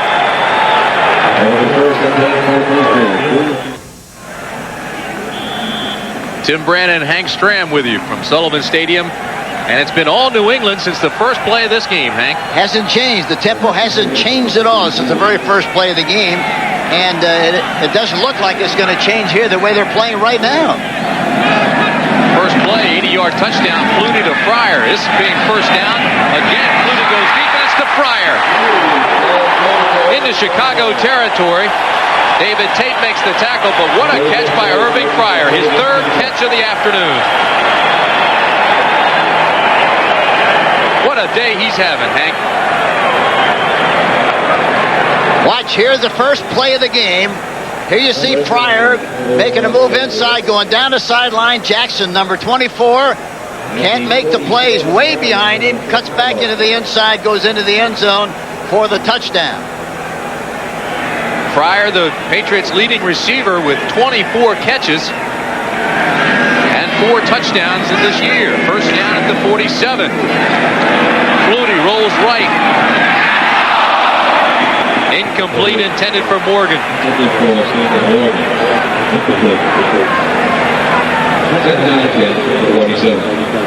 Coming up next, the second game of our NFL doubleheader. Most of you will see Minnesota at San Francisco, while others will see the New York Giants against Detroit. And the story in San Francisco is Young will start, and Montana has been deactivated. Any feelings on that, Hank? Well, I think they're very concerned about his physical condition. They don't want to take a chance with him. I think immediately people think he's going to be near the end of the road. I don't think that's the case. I think they just want to make sure he's not hurt more than people think he is. 2nd and 10 for New England. Stevens taken down by Hampton. It'll bring up 3rd and about 7. You know what we just saw in that last play was interesting, because we talked about early about the fact that the New England Patriots had to run the ball. And when you run the ball efficiently with a quarterback like Flutie, it sets up the play action and the scrambles and the movement. And the last play was a great illustration of that. He got outside of everybody and was in a great position to throw a completed forward pass, but it was dropped and thrown a little bit badly. Patriots go to 4 wide receivers, shotgun formation. The Bears come with their 5 defensive backs on 3rd and 7 for Flutie. Incomplete. It was intended for Lynn Dawson, but good coverage by the Chicago Bears. And Flutie said about rollouts, most people think that he should roll out most of the time. He said, when I roll out, I'm restricted in that I just have a half of the field to throw to. whereas when I'm in the pocket, I have any way I want to scramble and move and then throw the football. I like the pocket much, much better than I do movement by design. Beagles averaging 38 yards today, and Wendell Davis, well, it's been a rough afternoon. The ball in Chicago territory. Beagles again will go to what he calls his punt, put it high and try to down it inside the 10. This one hits at the 7, and it'll be down there by Marvin Allen. 37-yard punt, and again, no return. So face Wyoming next Saturday on CBS Sports. New England continues to lead Chicago. The last time these two teams met, 1986, Super Bowl 20. The Bears won that one 46-10, but look at this, Hank. A lot of changes. Yeah, a lot more than people realize. The two constants in the Bears since that time is the fact they still have the same quarterback, and they're still the #1 defensive team in the National Football League. Well, they did have the same quarterback. McMahon's out of the game, didn't return in the second half. He's got a strained knee. Tomczak's been playing most of the way. He's in there now, but Harbaugh also came into the ball game. Anderson on the carry there. It'll be second down and about 4 for Chicago, backed up deep in their own territory. One of the most frustrating things to a coach in a game like this one is the fact that the Bears, from the Bears standpoint, they have had terrible field position most of the time, and a couple of times they've had good field position, they weren't able to take advantage of it. Ball on the 15, high formation. Morris in motion on 2nd and 4. Flags fly everywhere. Last start, 57 offense, 5-yard penalty, still second down. That's Tom Thayer, 4-year pro out of Notre Dame, 57. Thayer's playing with a strained knee as you look at Ditka sending in his tight end, James Thornton. And bring out Emory Moorhead. Thornton brings the play in. Bears now 5 penalties for 30 yards. Ball goes back to the 5 line. It'll be second down and 9. 6 minutes, 20 seconds remain in this quarter. Second down and 9. The ball at the 10.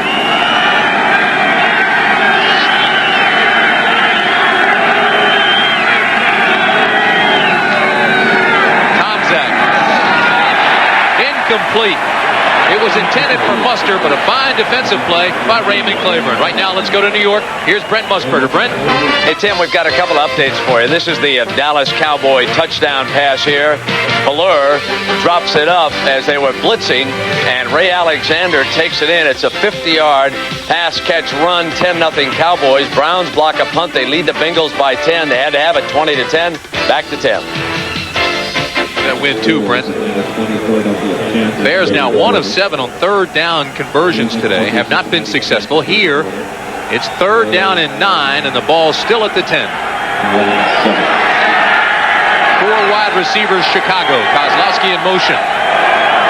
New England counters with 6 defensive backs. Tomczak throws. Incomplete.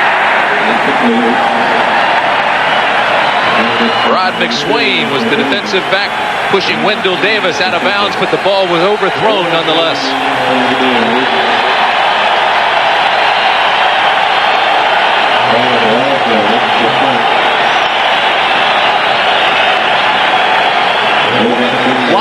Watch Brent Williams, 96, trying to get penetration, spins away from one, gets hit again, trying to get to the quarterback, and then he gets decked right at the end of the rush. Should have brought his lunch pail. He really got a shot. Wagner, 5 yards deep in his own end zone. Will punt this one away. Pryor standing at the 45. Pressure. And a wobbly kick will bounce across midfield and go out of bounds at the 49. A lot of pressure coming from New England that time with the punt block on. 41-yard punt, no return. 5:48 remaining, 3rd period.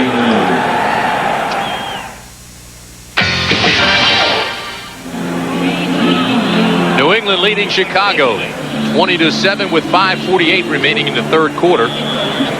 This is the way it looks in the Central Division. Chicago at 7-1 and needs this win badly to keep that 2-game lead on Minnesota. Don't forget, San Francisco and Minnesota play next. So that game becomes even that much more important. First down and 10, the ball on the 49. New England continues to run. This time it's Perriman. Picks up about 4, maybe 5. Hank, New England has been 3 plays and punt on the last 4 possessions.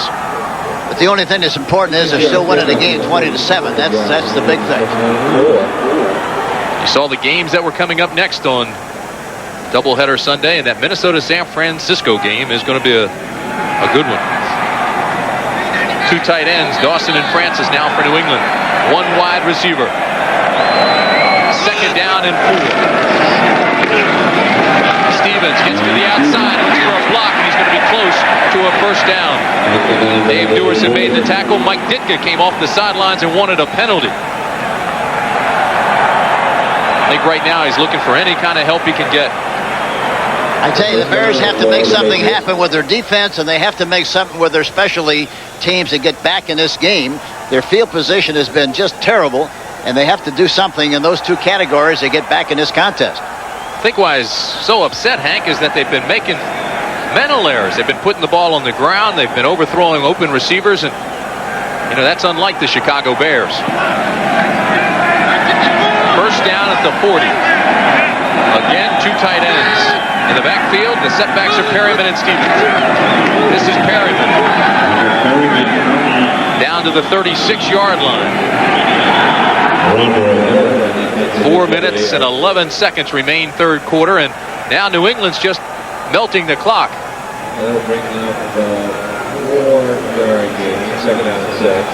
Farrell, number 62, and Dent. We'll see them in a minute. Get involved. There it is. Farrell gives him a little shot from the backside, gives him a little push. Dent backs away. Nothing happens. One of those boys will be boys things. You better say men if they're any closer. Second down and 6 at the 36.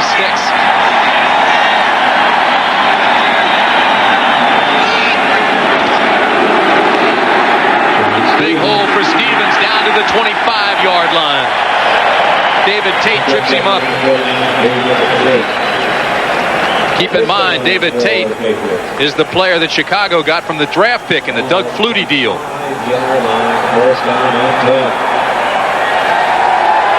Get a good push here, and watch Singletary. He has a shot but misses the tackle. Watch the handoff, and here they're running straight at him. Singletary has a shot, but he runs right through his arm. He wasn't close enough to put the squeeze on him. Goes right through his arms and picks up the necessary yardage for the first down. Lynn Dawson on the wing. High formation on first down at the 25. Stevens inside the 25 to the 23-yard line. Rivera checks him up there. Stevens now 26 carries, over 100 yards. That's 2 weeks in a row that he's done that. And prior to last week, New England hadn't had a runner go over 100 yards since 1985.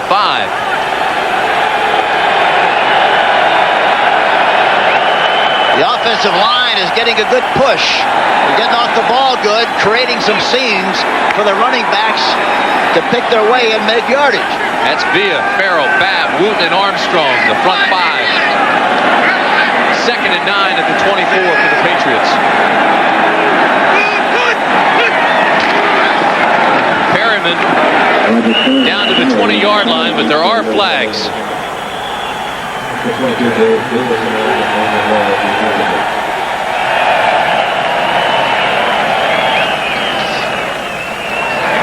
And the penalty will be against Chicago.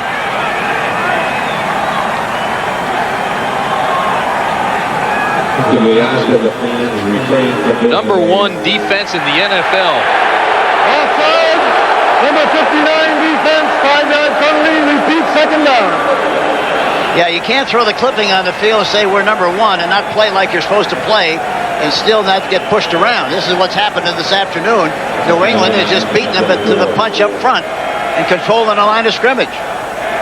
Hank, this is the first time a runner's gone over 100 yards in 30 games against this defense.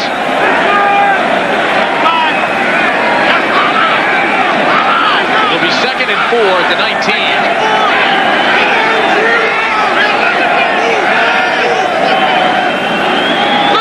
One coverage in the outlook. They're not going to take advantage of it. Stevens tries to get the corner. Doesn't get there. Then tries to stay in bounds and doesn't. So the clock stops with 1:19 remaining. 3rd period. Richard Dent made the tackle. Top 20 foes, LSU and Alabama. Both in the hunt for the SEC title, square off in one of the South's traditional battles. Or you'll see UTEP against Wyoming, and Wyoming's awfully strong, unbeaten. These are the only unbeaten teams remaining now. Wyoming, Notre Dame, West Virginia yesterday with Major Harris. How'd you like him, Hank? Oh, he's terrific, and he's only a sophomore. Really looks strong. Beating up on Penn State, Arkansas, and Southern Cal. 3rd and 2 for the Patriots.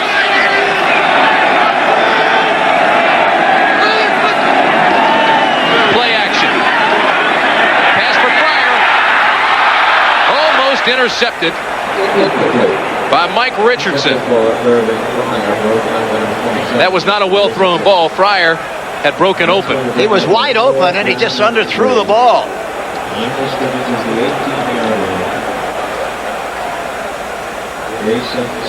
Here's the play-action fake. There's the rush on the outside. Has plenty of time to throw the ball. Jumps up in the air. Now here's the rest of it. Here's Fryer breaking to the inside. Runs right by Richardson. Has to wait for the ball. Thrown poorly. It should have really been intercepted by Richardson on the play. 35-yard field goal attempt by Jason Starowski, and it's good.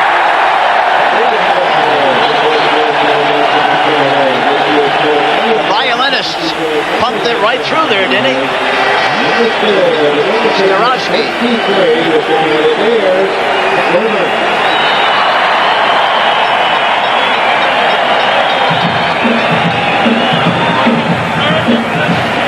They just signed him. Teddy Garcia was having problems, more mental than anything, because they know Garcia has a strong leg and it kept him activated. But they brought in Starowski anyway, and that's his first field goal as a New England Patriot, and it's 23-7. That's an important field goal. It puts them more than 2 touchdowns ahead, gets them off that odd number.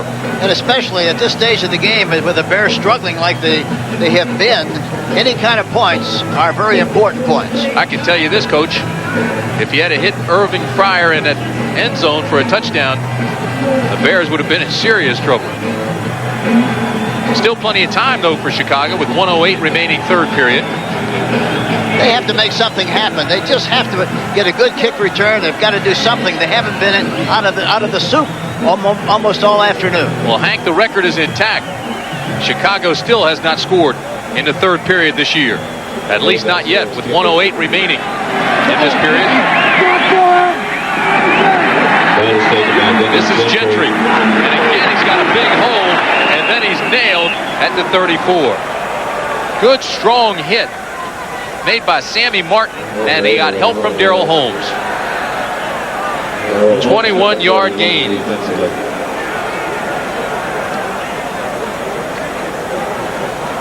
Watch Darrell Holmes, number 41, sprinting down to cover the kick. Got 2 guys in the same lane. Yeah, they're a little close. They should be farther apart, but he finally gets a bead on the ball carrier and is there to help make the tackle. First down, Chicago at the 33.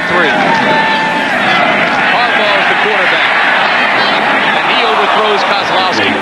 So since McMahon has gone out with a strained knee, both quarterbacks that play behind him have struggled.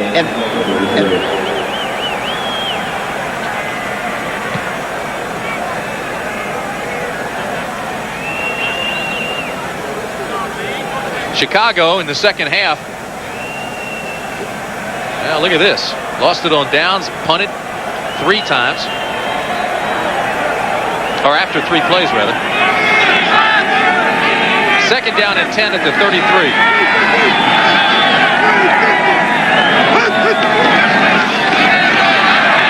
Harbaugh feels the backside pressure. Now goes to the sideline. and is run out at the 37 by Lawrence McGrew. Jim Harbaugh, second-year pro out of Michigan, 6'3", 204-pounder. Raised in a locker room. His dad's a football coach. Where, Hank? Western Michigan? Yes. Used to coach with Bo Schembechler at the University of Michigan. You know, the Bears just look like they're out of sync here this afternoon. They can't get anything going. Of course, we keep talking about field position, but they just haven't been able to do anything at all, and the quarterbacks have missed their last 6 passes. His dad now, after being with Bo Schembechler and coaching at Western Michigan, has moved over to Pittsburgh. Chicago takes a timeout with 44 seconds remaining in the third quarter. Third down and 5. Harbaugh wants to make sure. Talking about Mike Ditka, there's a good picture of him yesterday. He was concerned, very concerned about this game, especially so because they played Monday night. And then, you know, they had to go right back to practice like it was a normal week on Wednesday. The players were a little tired, and they're playing a little bit like they are here this afternoon. Was that a smart timeout by the young quarterback?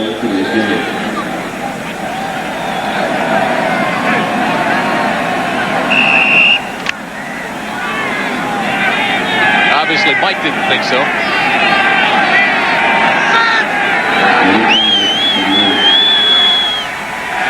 Four wide receivers now for Chicago. 6 defensive backs for New England. Third and 5. The pressure comes both ways, and it's incomplete in the area of Dennis Gentry.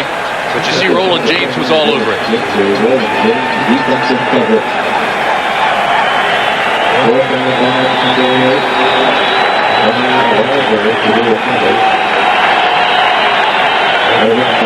You know, it's amazing, Tim, when you see these teams in the week in and week out in the National Football League, how important the urgency factor really is. Because the Bears, even if they lose, they're still in first place. This team is fighting for their life to get back in the race. So the urgency is in favor of the New England Patriots, especially after the Monday night game. And it makes a big difference sometimes. Irving Fryer standing on his own 25. Low snap, almost blocked. Boy, he booms this kick, too. It'll take Fryer back to the 10. Fryer wisely runs out at the 21-yard line. There was absolutely no wall set up.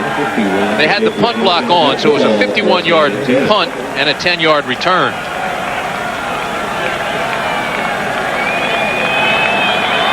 Doug Flutie has never lost in Sullivan Stadium, and so far in this game, that magic has continued. First down and 10, ball at the 21.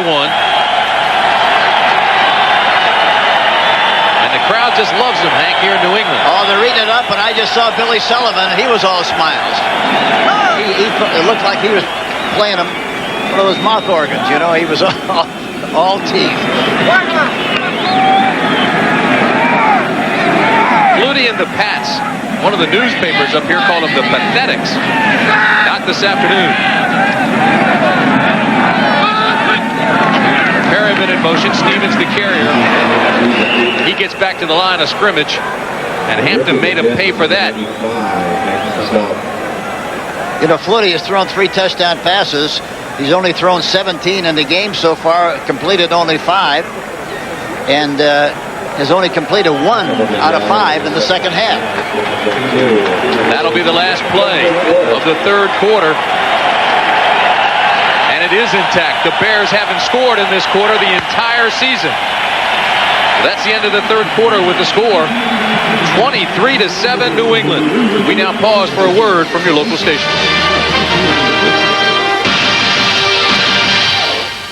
Motor Trend Import Car of the Year.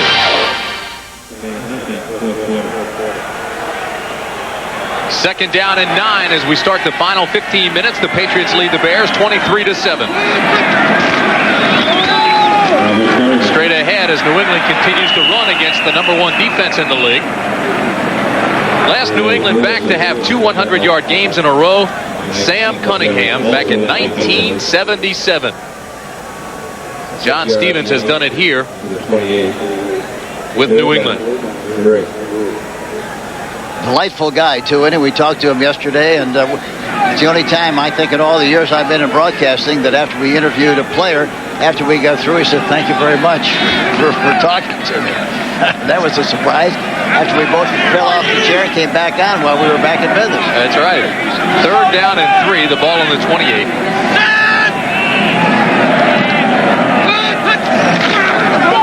Again, they go with the big back across the 30. He'll be close to the first down.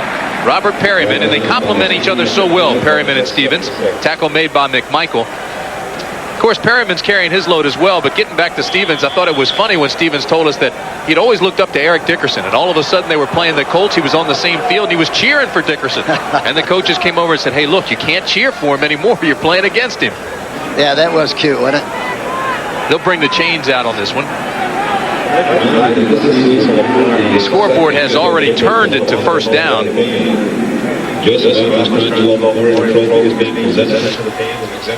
And as they stretch the chains, you can see that they made it by half the football.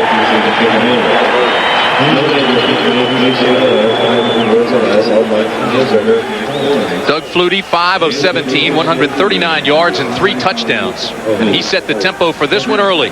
An 80-yard touchdown pass to Fryer on the very first play of scrimmage. 13 minutes, 45 seconds remain in the game. First down, the ball on the 31 for the Patriots. Dawson and Francis, 2 tight ends. The give is to Stevens. Stevens gains maybe a yard. Dave Doerson made the tackle. Perryman that time came in on McMichael, number 76, very aggressively, and got a good shot at him. Didn't knock him down, but did get into him very well. Bears have been mixing and disguising defenses better than in years past, and not blitzing as much. And Raymond Berry was said, "Well, how come they don't blitz as much?" And Berry answered, "Well, they get a 7-man rush out of the 4 men they have there." You know, and of course, when you're not used to playing against the run, you know, you're doing so good, all the coverages don't make any difference because you have to still play football, stop the run when they're running efficiently. 2nd and 8 straight ahead. Big hole left side up to the 40-yard line. Mike Singletary makes the tackle on Stevens. Tim Brandt and Hank Stram with you. Sullivan Stadium in Foxboro, Massachusetts.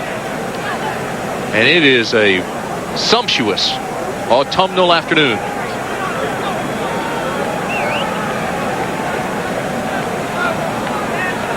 Sullivan Stadium sold out this afternoon. This club changed hands Friday. New owner, Victor Kayam, Fran Murray. And I'm very happy to see Billy Sullivan and his son Pat stay with the franchise. They've been here from the very beginning and have made a great contribution to professional football in this area. 3rd down and 1. Stevens, right side, first down. New England. Stevens now 31 carries, 114 yards. And Farrell that time got a good block. Good block and permitted him to get into that seam and pick up some extra yardage on the play. Line of scrimmage will be the 43. Watch the stunt with Hampton. Going to the outside, trying to get through all the bodies. Gets an arm on him, but not enough. And Singletary finally makes the tackle, along with Rivera, number 59. First down at the 43. 11 minutes, 13 seconds remain. Doug Flutie. Osi Tutupu out across the 45 to the 46-yard line. And Hank, we have to give credit to the offensive front of New England. Villa, Farrell, Babb, Wooten, and Armstrong have played strongly all afternoon. Babb obtained in September from Cleveland. Scott Lemery of Mansfield to the west side, courtesy move, please. And here's a good shot of that offensive line. Trying to block Hampton that time. They miss that time. And Hampton reacts and makes the play.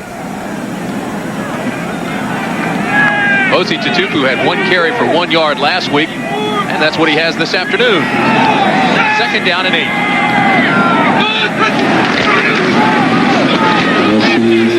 Tutupu picks up a couple more, and Hampton makes the tackle. You know, Raymond Berry does a lot of unusual things with his football team to illustrate this point, why they In 1985, he had a meeting with the quarterbacks and said, listen, I want you to make the signals for the game, and then you make them, tell us what they are, and then the coaches will learn them. And Grogan calls the plays for New England. Eason sends in the plays to the quarterback on the field, and he thinks that's very efficient because all three quarterbacks are in the game with regard to one phase or the other, and it's been very effective. But it's an unusual way to do it. Who would have ever thought, as we came into this game, that New England at this point would have 43 runs and only 17 passes? 3rd down and 6 for Flutie. Flags fly. Flutie scrambles, gets out of bounds, and he's hit hard on the sideline. And again, a flag is going to be thrown over there for unnecessary roughness. Cedric Jones was the receiver. I want to see if Flutie gets up. He is. He's up and he's all right. He bounced right up like a ball. Of course, I don't think he knows where he is, but he bounced back up. It's those big shoulder pads he wears. Yeah. That's the first time I've ever seen anybody get a good shot at him, and that was out of bounds. Doug Flutie showed up here yesterday at the facility at 8:30, and he didn't leave until after 3. He put in a full day watching films, talking with the coaches, going over the game plan. But he was well prepared, and of course when he said, we talked about the 5-man line, and he said, well, we were looking at that just a little while ago because we looked at last year's Washington game. Willie Wilson, number 80 on the offense. Personal foul, hit out of bounds, number 90 on the defense against the quarterback. This is what we call the 5-15 rule. The major penalty is enforced from the previous spot. It will be 15 yards and first down. How about that Gordon McCarter? He's taken us to school. Well done. What he was saying is Irving Fryer, illegal motion, but then Al Harris, number 90, hit Doug Flutie illegally. Here it is. Actually, he was in bounds when he hit him. Yeah, he pushed him. Tried to push him out of bounds. He didn't hit him nearly as bad as I thought he did when I first saw the picture. Nor did I, and of course, the officials are flag happy when it comes to protecting that quarterback, and rightfully so. So many have been hurt this year. Does that play look legal? 7th penalty nonetheless for 50 yards against Chicago.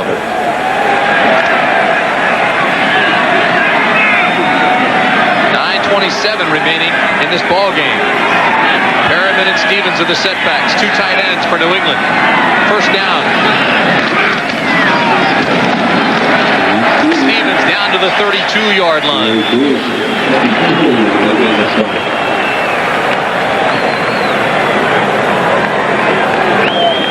Here we see Mike Singletary, number 50, comes in, you see, and tries to make the tackle, has a bad angle, got too much penetration, tried to reach back and make the play, ran right through his arms, and picked up a nice gain on the play.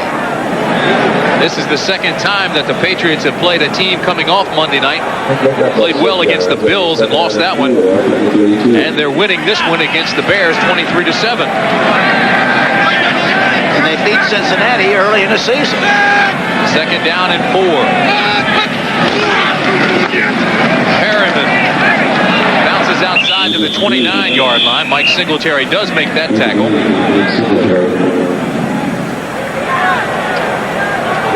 Don't forget, coming up next, the second game of our NFL doubleheader. Most of you will see the Minnesota Vikings against the San Francisco 49ers, and that game now carries some major importance in the NFC Central. And others will see the New York Giants at Detroit.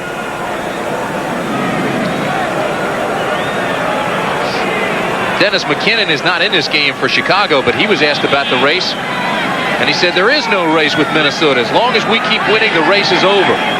Right now the Bears trail 23-7. 3rd and 1. Stevens. It'll be close. Great defensive pursuit by Hampton and Singletary. Yeah, they got over there in a big hurry. Look at this, the Rams 12, New Orleans 10.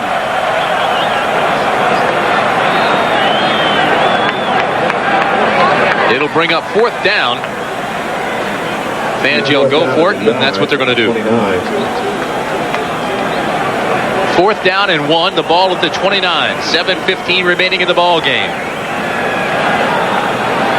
New England 2 for 2 this afternoon on 4th down conversions. They load up again with the power formation. 2 tight ends, Perryman and Stevens. Right side, Stevens has the first. And Bruce Armstrong, the right tackle, got a good block on Harris, number 90. Hank, it doesn't look like a 3-5 ball club, although they are 3-1 at Sullivan Stadium. Well, the mentality, you play the number 1 team in a division, and the motivation is all in favor of the team, the underdog, and they played a terrifically outstanding football game here this afternoon so far. Stevens, 34 carries, 123 yards now. Irving Fryer comes to the left side of the formation. Tupu and Perryman in the backfield. This is Mosi to Tupu. Richard Dent gets a pretty good lick on him.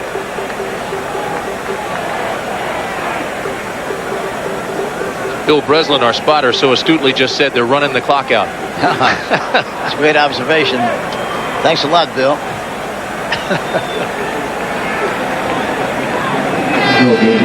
Yeah, they stuck an ice pick in the ball, let the air out of it. They're not going to throw it. They're going to just keep running it. Billy Breslin does a great job, along with Chuck Gardner, our statistician. 13th play of this drive. All 12 have been runs. 5 minutes and 30 seconds remain now. Tupu stays in the ballgame, this time with Stevens. Stevens down to the 26-yard line, and he's lassoed there by Richard Dent. Dent came from the backside, was in good pursuit, took a good pursuit angle, and lassoed him from right around the neck. 26, it'll be 3rd down and 9. It'll be 3rd down and 9. Reggie Dupart comes into the ballgame along with Stanley Morgan and Irvin Fryer. As much as they've run that play, it looks like he can make the play and not tell anybody else and keep the ball and go back away from the flow and pick up good yardage on a play, talking about Flutie. The Tupu and Dupart are the setbacks. 3rd and 9. Flutie going long. Touchdown, New England. Stanley Morgan.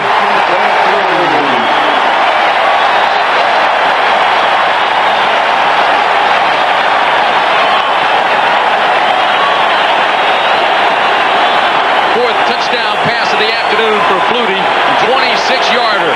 Guess who they threw it on? Guess who they threw it on, Tim?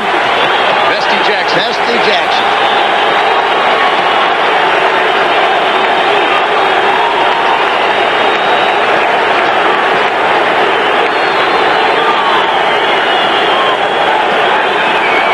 Hank, there's only 4:37 remaining in the ball game, and Chicago has not had the ball in this quarter. And that's the one thing they wanted to do, was to control the clock and be able to keep it away from them. They haven't been able to do that this afternoon. Jason Starowski's kick is good, and it's now 30-7. The tempo in the first play of the game. 80-yard touchdown pass, Flutie to Fryer. Jim McMahon went out with a strained knee in the first half. He hasn't returned, and Flutie 4 touchdown passes now. And how about Stevens, the running back, 124 yards. Well, he set up the whole thing, I think, really. The way they've run the ball, that offensive line did a terrific job of controlling the line of scrimmage, which permitted them to throw very efficiently when they had to and when they wanted to. Here's the first play of the game. This is the way it started. Fryer going up on top, licking Bestie Jackson, number 24. That's the way it started, and it really never changed from the very first play of the game. Then as you look at the completion of the run, I'll tell you the last drive, the last touchdown went 79 yards, 14 plays. It took 10 minutes and 54 seconds. And the Bears are about to have it for the first time this quarter. This is Gentry. He's had some good returns this afternoon. This one to the 31-yard line. This one a 26-yard return, stopped by Thomas Benson. Harbaugh comes back on. All three quarterbacks for Chicago have played this afternoon. And it's not quite the same team without Jim McMahon. That's no secret. We'll be back. Sellout crowd enjoying this on a lovely afternoon in New England. The Bears aren't liking it. And that's not going to bode well for Tampa Bay next week in Chicago. That's where we'll be, Hank. First down, the ball on the 32. Two wide receivers, bottom of the screen. This pass is intended for Gentry, incomplete, and not well thrown.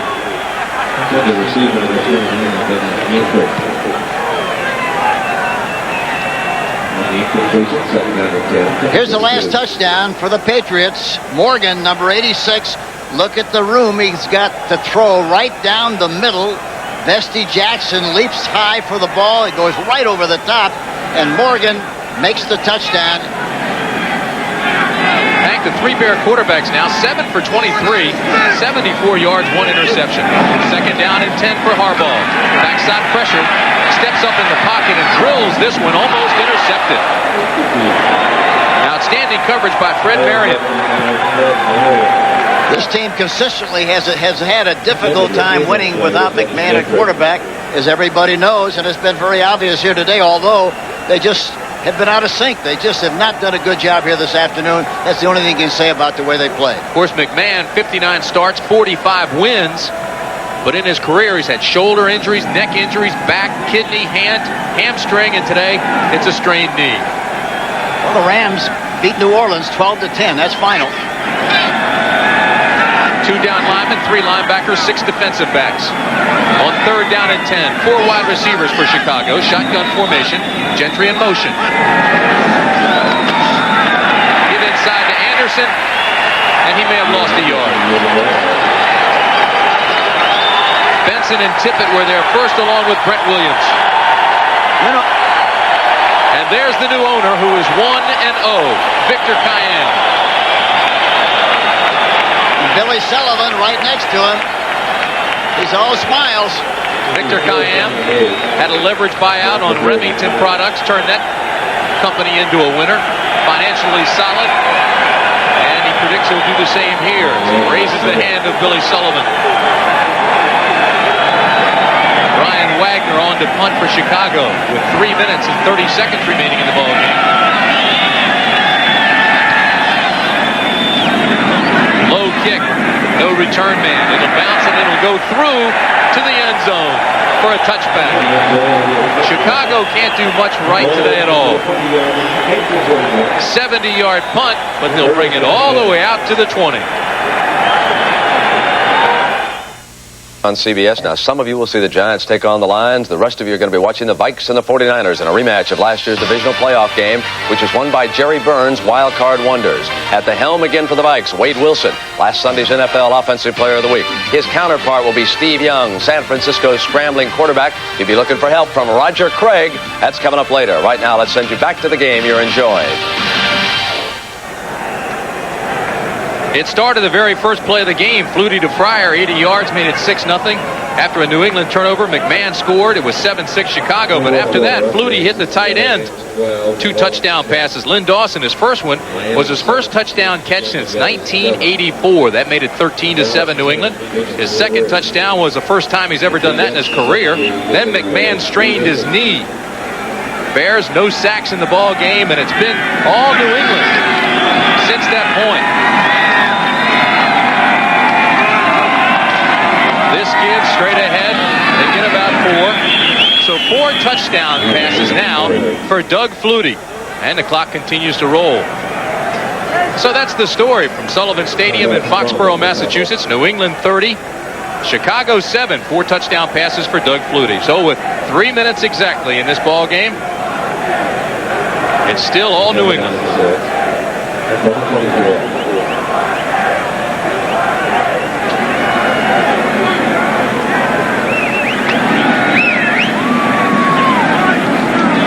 It'll be second down and 6. The ball on the 24. Dawson Johnson and Francis, 2 tight ends. The lone setback, Mosi Tutupu. Allen goes to the wing. Allen has the first down for New England, at the 34-yard line. Hey, Hank, I want to tell you something. You get an A++ on your game plan. Well, this is what we said before the game. Must run at the Bears defense straight at him, which they did for 169 yards rushing. They must make big plays when they have the opportunity against man for man. They ran 80 yards in the first play of the game and must not have a turnover, but the way the game has gone, the turnover wasn't the factor. Big plays, 5 passes, over 15 yards. Well, they were right on it. And the 2-minute warning with the Patriots leading 30-7. Proud new owner of this New England Patriots ball club. And under his tutelage, they're now 1-0, or under his ownership. Great way to start, isn't it? Of course, he's the man that made Remington products so successful. And he's already handed out his first bonuses, Hank. He went into the locker room and gave each player a shaver. He did? Well, that was the other day. I didn't know that. How come we didn't get one? That's a good question. He was up in a booth. I asked him for some shaving cream. He says, we don't sell razors. Time of possession in the second half has certainly been impressive. Allen gets the carry. Under 1 minute and 50 seconds now. 30-7 is our score. Don't forget, next Saturday, CBS Sports coverage continues of college football in the Southeastern Conference. LSU, the Bengal Tigers against the Rolling Tide of Alabama. Or some of you will see the University of Texas El Paso going against unbeaten Wyoming. And these are the undefeated teams remaining now in college football. Wyoming unbeaten. Notre Dame, of course, could move up to number 1 with UCLA losing. Although Southern Cal will have something to say about that. And so will West Virginia. West Virginia really beat up big on Penn State yesterday.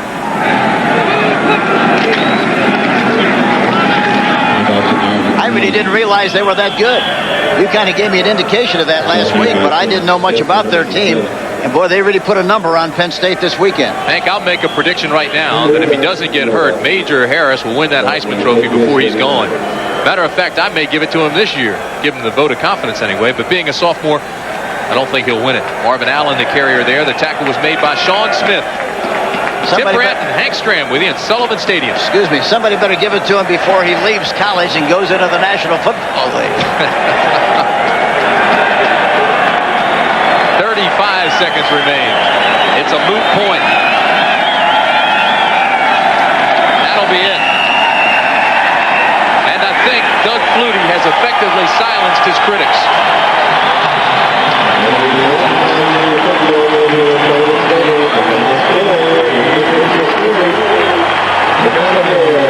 Well, Doug said he had a handful of friends on the Chicago Bear team, and he had a handful of guys he didn't care for. And he walks off this stadium as the winner. Doug Flutie has never lost in Sullivan Stadium. So for Hank Stram, I'm Tim Brandt saying so long from Sullivan Stadium in Foxboro, Massachusetts, where the final score once again, New England 30, Chicago 7. CBS Sports coverage of the National Football League will continue after these words from your local station.